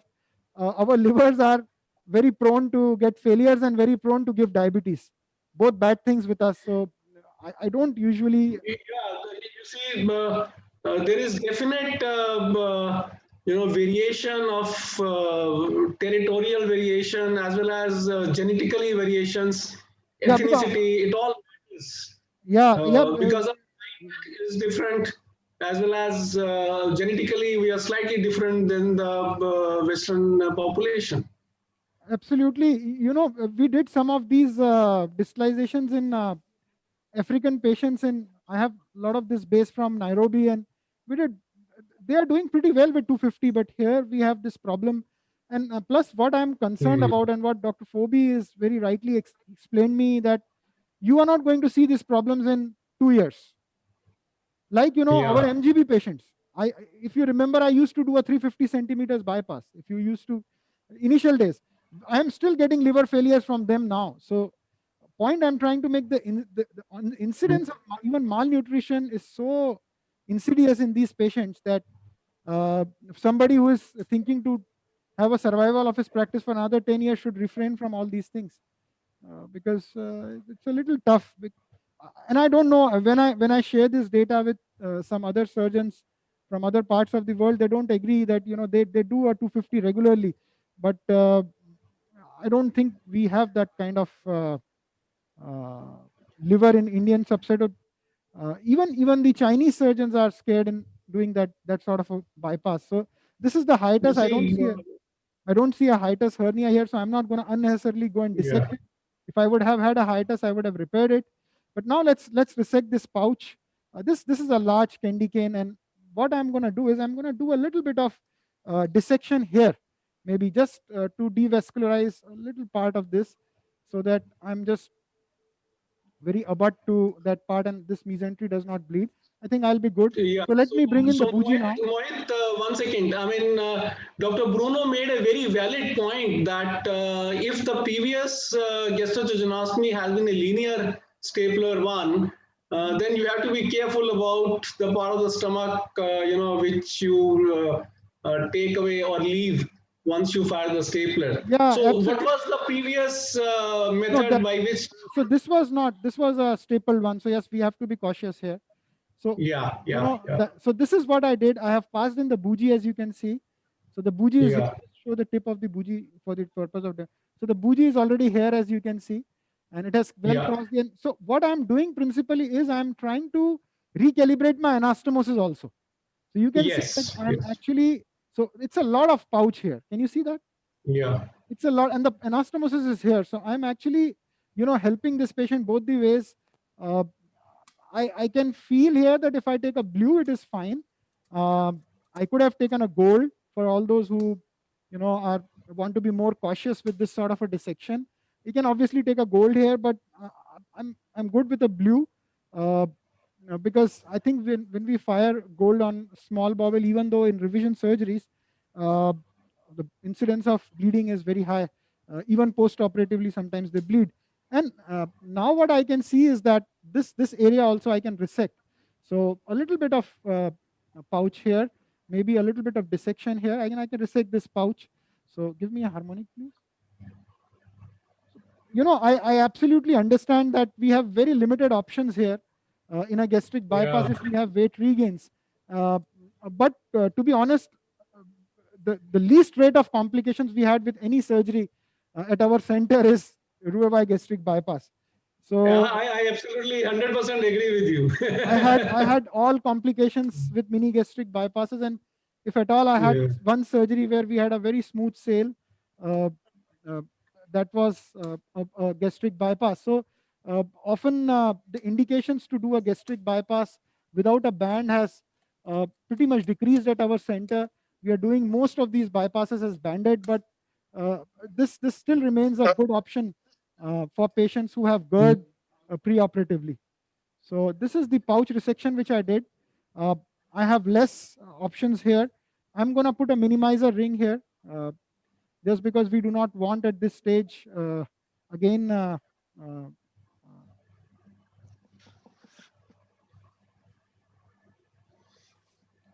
but the interesting part of this operation would be to do a distalization, which I think I've not seen many Indian surgeons doing, because we are very scared with these kind of procedures.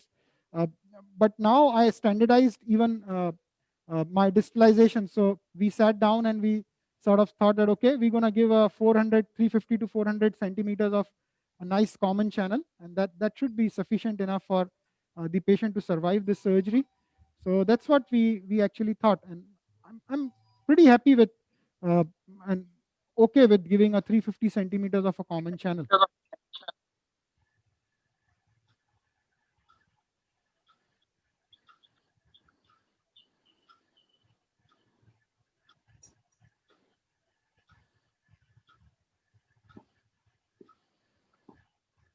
Am I in touch with the audience? Yeah, you. Yeah. Okay, I thought I just lost the connection. No problems. Mohit, everybody is spellbound looking at the pace at which you are operating. There is not much to do here.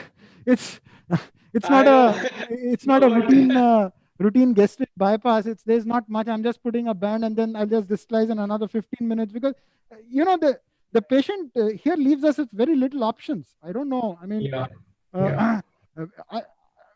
to be honest with you, last night, the evening, the family came and they said that the endocrine suggests a gastric bypass distalization, and the patient, because they understand that if I'm going to revise this patient into a say example a endoscopic procedure, just by giving a small amount of restriction, that too is going to fail. The diabetes would again be a problem. So we just thought maybe let's take a chance here. So this I'm going to make a little tight ring here. This is around 7 centimeters here. So that's okay. Once we remove the bougie, once we remove it, it's going to still be a little loose. So we are not obstructing on the pouch or anything of that sort. So this is a minimizer ring. I think Bruno has already demonstrated. I did one such procedure at Bruno's place by robotics, the same ring we placed. And we use this ring quite often now. So this is all as far as this part is concerned. I'm not very keen in doing re-anastomosis again here, because I feel that I already sort of reduced the size by the stapler. So I'm not going to do a reinforcement there with sutures or something. But what I'm going to demonstrate here is the technique of my distalization. Now, I just want your attention here, because this is I'm trying to simplify it for surgeons who want to understand as to how we do this. So just let me fix this with a non-absorbable suture here, and then I'm going to get back with my technique of distalization, and we try to simplify it to the extent that everybody understands, because I see when we distalize them, it becomes very complicated for surgeons to understand what we have done. And even for anybody who enters next, I think we should be concerned about the surgeon and the patient who would be seeing this patient next, especially in circumstances when some complication develops and the distalization has to be again revised. So I'm just going to put a very simple method, and we follow this method now as a standard to distalize these bypasses. This is the first step of the procedure.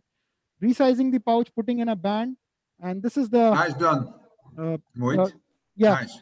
Yeah. Now, Bruno, we're going to disguise this. So what I'm going to do, and this Dr. Fobi wants me to do every time and demonstrate it to the fellows, is to count all the limb lengths in our revision. So we have been counting them, and that's a little tough job because, so this is the ligament of Trites, as you can see, and this is the inferior mesenteric vein there. Yeah, that's the landmark. So I'm going to count from here. So this is 10, 20, 30, 40, 50, 60, 70, 80, 90, 100. So this is 100 centimeters of a BP limb.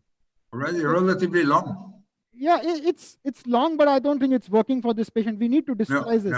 Now let me, so this is the BP limb at the top. So let's not have any confusions. This is the BP limb. I'm keeping it on the left side here. Now this is my elementary limb, and that's the anastomosis, that's the ring.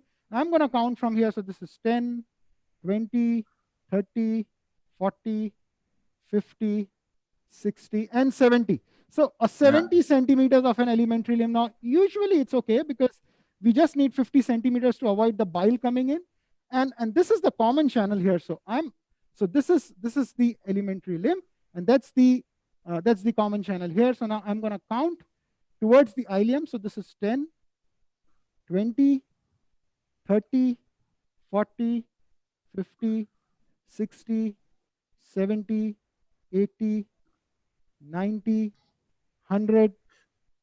You should notice that Mohit has a marker on his I have grasper. markers here, so I'm Yeah. I'm 120. So you don't want how it comes out with 10 30, centimeters. 140, 150, 160, 170, 180, 190, 200, 210, 220, 230, 240, 250, 260. We can see the ileum coming, 270, 280, 290, 300, 310, 320, 330, 340, 350, 360, 370, 380, 390, 400, 410, 420, 430, 440, 450, 460, 470, 480, 490, 500, 510, 520, 530, 540, 550, 560, 570, and that's 580. Yeah. So you can see I'm here. Long. That's the end. That's the end here. This is the appendix. Can you see that? Yeah. Okay. Sure. So now we know that, we have around, say, 580 centimeters. So what do you say? Now, what I would feel is I have 100 centimeters of a BP limb already. So that's my BP limb here. This is my common channel, which I counted. So I'm going to start my counting from here again. And that's my elementary limb. Just trace it back. Can you see? This is my elementary limb. So what I'm going to do is very simple. I'll recap. This is my BP limb. Just show them the BP limb. This is my BP limb. That's my common channel. And this is my elementary limb. I'm going to divide this elementary limb straight away here first, just to avoid the confusion. So we just need to go slow because this is an important part of the decision. So let's show the anastomosis again. Have a recap. So I'm going to divide it flush here. So this is the area where I'm going to divide.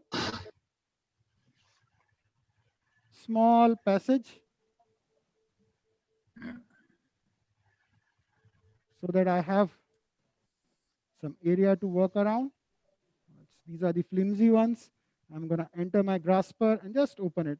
A little bit of oozing is sometimes there, but we just usually use very minimal energy source, and I can see that the grasper is coming from the other side. I'm going to dilate it a little bit. Okay, give me a stapler now.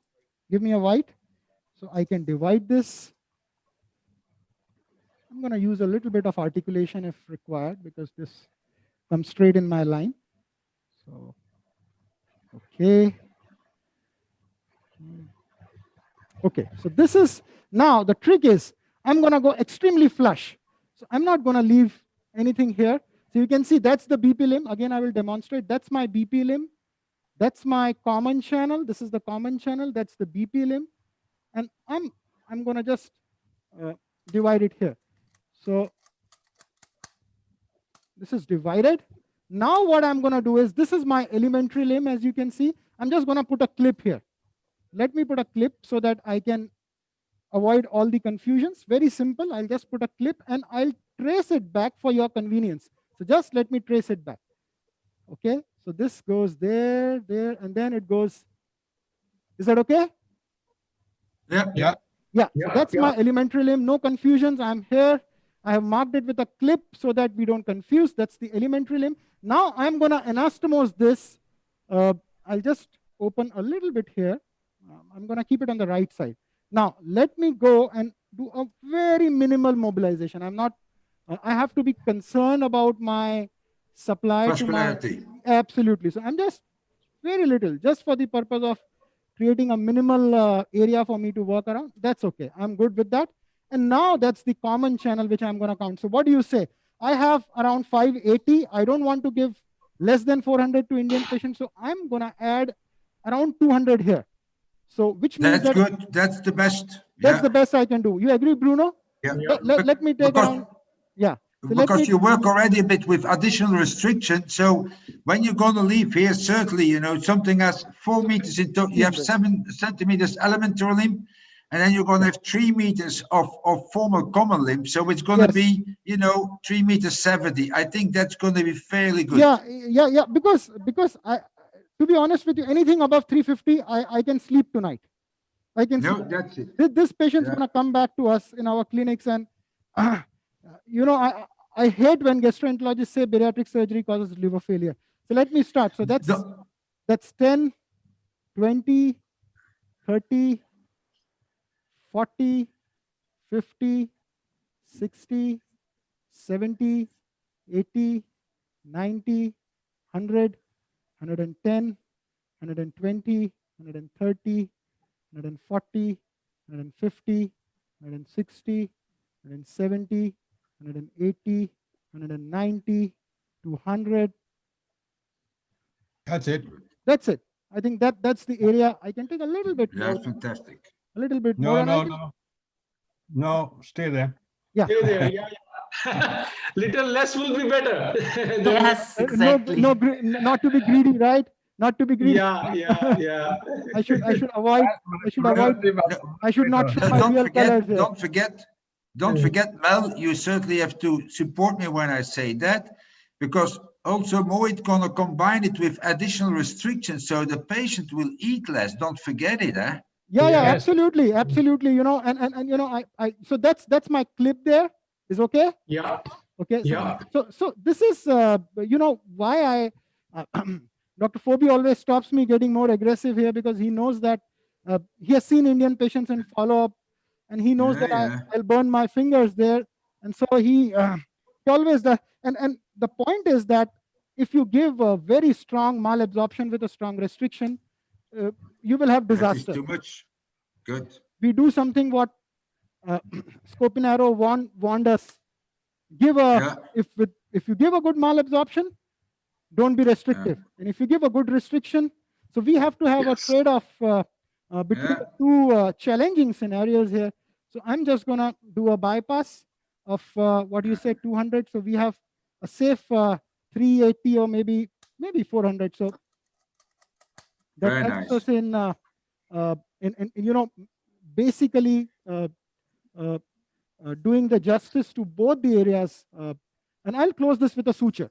So this is a nice, I'll use a polysorb suture here to close. And then we see if we have an internal hernia defect, we will absolutely close it. You have to close it, yeah. Absolutely, we have to close it. And I'm going to demonstrate my technique of closure. So what we basically do is we have to see the posterior angles here very clearly. I'm going to take a nice serosal bite here for a stay. You're a master with the endostitch, huh? Yeah, I use I use this a lot in my practice. And Bruno, I know that you also use it, but I think you use it more. I love it a lot. Yeah, you use it more. But I think that you're a bit faster than myself, but okay. I don't like to say it, but that's reality. Good. But I think I'm sorry, I have to leave you. I have to leave you, Mohit, and Mel and Christine and Yuri. Thank you very much indeed. It was a fantastic demonstration, and I enjoyed a lot. Thank you. You know, the Thank you, meeting Bruno. on itself, really. Hope to see you in Thank Root you. sometimes Thank later. you. Thank you. Okay, thank you. Thank you, my Thank you, friends. Bruno. Thank you. Thank you. Bye, Bruno. Bye. Bye. Mohit, fantastic job. Thank you very Thank much. you. Bye-bye. Thank you. Thank you. Okay, so Lovely that's seeing you. While Mohit is demonstrating this anastomosis, I want to make one point. As you've heard people talk, you heard Yuri talk about seeing malabsorption and seeing weight regain. You saw Bruno talk about that. That is one of the fallacy in not allowing case reports anymore. Most of the publications don't take case reports. So you are only forced to know about this when people who have done 40 to 50 cases are able to report. So the doctor who sees a case of protein malnutrition in a small practice doesn't report it. And so you might have 70 doctors who have seen 70 cases, but they don't have a series and then report it. So we don't get to know the incidence of this problem. And I think that's something that we hope the editors of papers might want to consider, because we are seeing a lot of complications when we talk to doctors individually, but when you go and do the research of the literature, you have very little report. That's Because true. only people who are able to publish are those who have large series. Whereas this problem is seen individually. If you look at the survey that was done among Indian doctors by Dr. Baig and Kamala and others, and Dr. Raman Goel, they will look at complications. You saw a lot of doctors say, yes, they see protein malnutrition. But when you go and look after MGB, but when you go and look at the series, they are not reported, because these are seen by individual doctors in their small practices. And so it's a significant number, but it's never reported. So that's just a But Mal, what do you think about that? We make a community publication about all our cases. Well, the best thing is for everybody to submit that data into the registry. Yeah, that's true. I think the IFSO is a very good organization, but the weakest thing about the IFSO is that you can become a member surgeon and you don't submit your data. If we could, then we will pick up all these cases. Because, we have about 7,000 active surgeons, and if each one of them were to put that data into a registry, we will pick up these problems. That would be the best solution. At least we should do it in our various countries if we don't do it in the general IFSO registry. That would be my recommendation. Yes, I agree completely. But this is Yuri. Every surgeon use different techniques. So I see the Mohit measured common channel with non-distended bowels, but sometimes it is some more than if he measured it with distended in distended manner. Okay, So I agree. distended versus non-distended may be different sizes. So I think that the common limb length is some more than you mentioned, because you measured non-distended. Absolutely. So we are more safe, you mean to say? Yes. So now we have this huge defect, and I'm going to close this defect. As you can see now, this is how the internal hernia can happen. Can you see this? So that's what we don't want, and I'm going to close this. It's a must. So this is the way we close it is very simple. We just go to the base and take a small sort of a purse string there. And while I have one of my assistants hanging that anastomosis at the top, so this gives me the freedom of, there's already a knot there. Okay.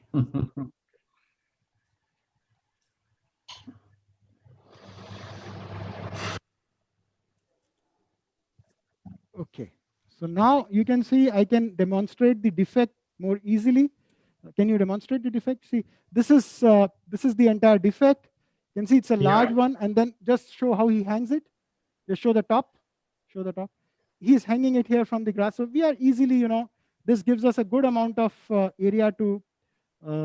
Sometimes I see surgeons struggle in demonstrating the defect, and that's why they are not able to close it, because something which you cannot demonstrate effectively, you struggle to close, or become a little uncomfortable closing it. So just keep things simple for the fellows here so that they can understand. They can ask one of the assistant to use the left-sided 5 mm port, which in my case, one of my assistant is using here to retract it, and it gives a good, nice visualization of the defect for us to close it.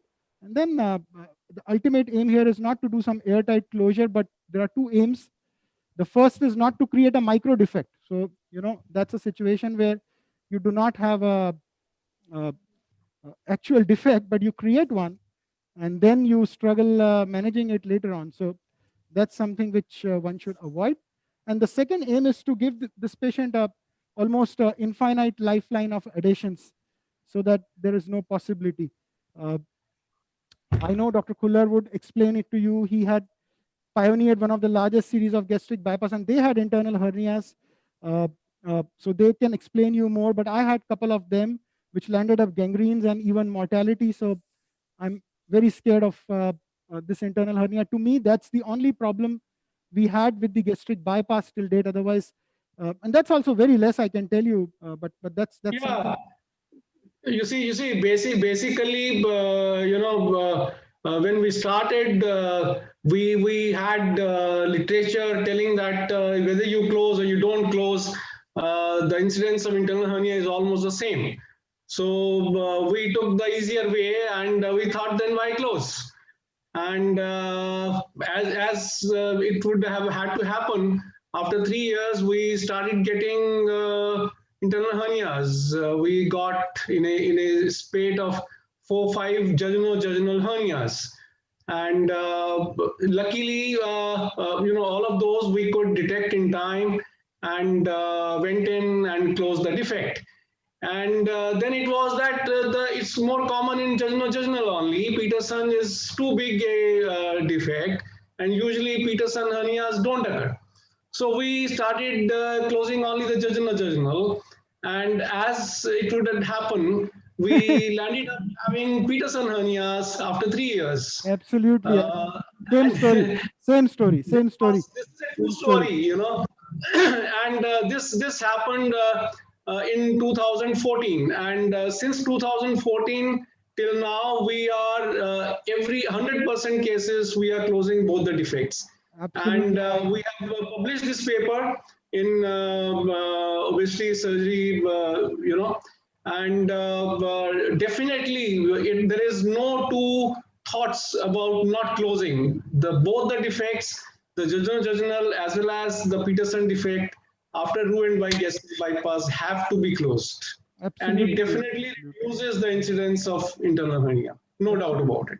So all those surgeons who are watching us, these are great words of wisdom, and I think they don't need to reinvent the wheel and have hernias and come back.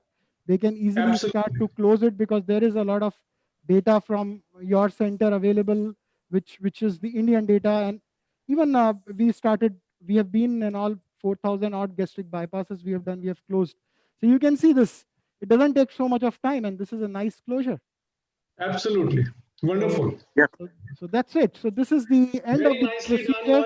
Wonderful. This is the end of the procedure. We have, I will do a quick recap. We did the resection of this pouch here with, recalibrating the anastomosis, put in a band, closed, fixed the band with a non-absorbable suture there. There was no hiatal defect. And then here we divided the elementary limb and distalized this. So this is the common channel here. That's the BP limb. And that's the new anastomosis we made, and that's the internal hernia we closed. So thank you very much. Wonderful. Wonderful. Thank you. Thank you. Thank you. Thank you. Thank you. Those are two more. Perfect job, Mohit. I'll make 2 more points before we go to the general discussion.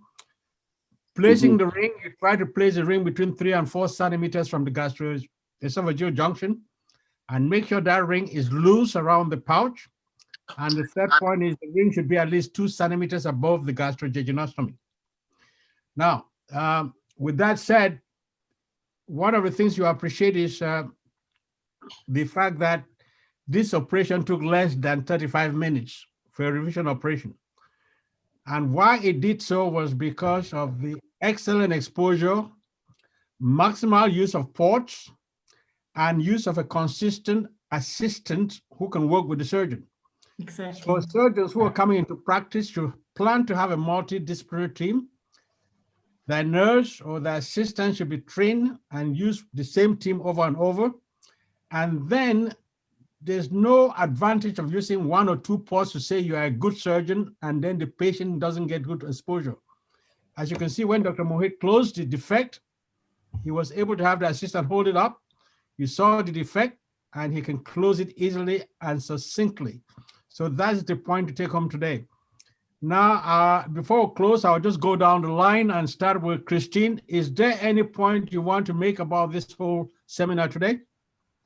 Yeah, I enjoyed it, absolutely. Absolutely. It was a great discussion of both presenters, and really, I enjoyed it, absolutely. Thank you so much for having me. Yeah, Dr. Gawdat? Yeah, I think, Mal, we're addressing the future of bariatric surgery as we're going to do more and more revisions every day. And I think what Mohit did was the only thing to do is to resize, put a band, and place and change the alimentary limb and the videopancreatic limb and common channel. But the point is, this patient had a sleeve gastrectomy, had a honeymoon for 2 years, then had a room wide gastric bypass, had another honeymoon for 2 years.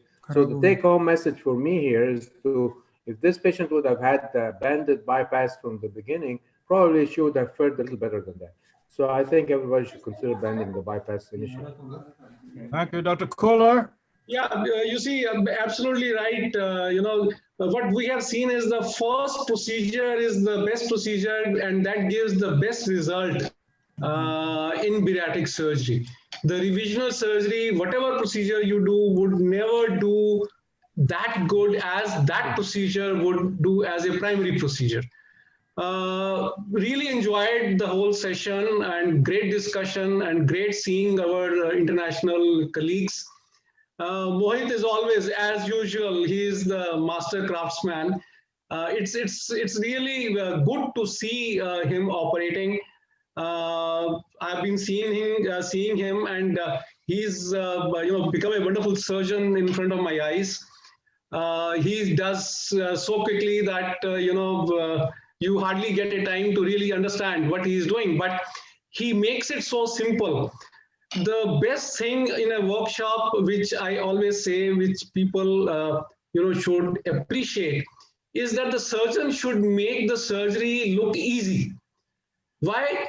Because if you can make the look surgery easy, the people who are watching it, they will think that it is doable, whether they do it or not, but they will always think that it is doable.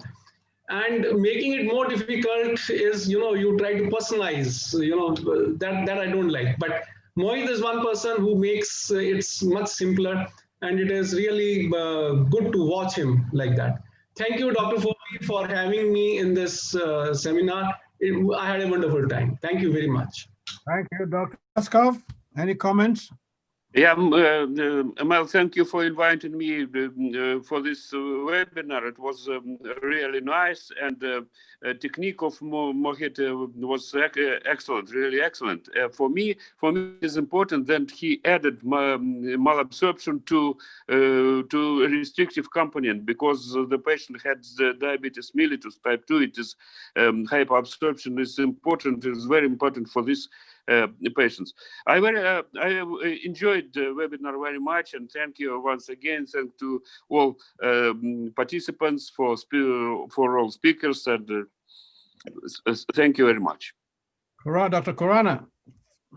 Sir, it was my pleasure to be here, and it was a very fantastic webinar. And thank you very much for the opportunity to present that presentation in this webinar. And thank you, Mohit sir.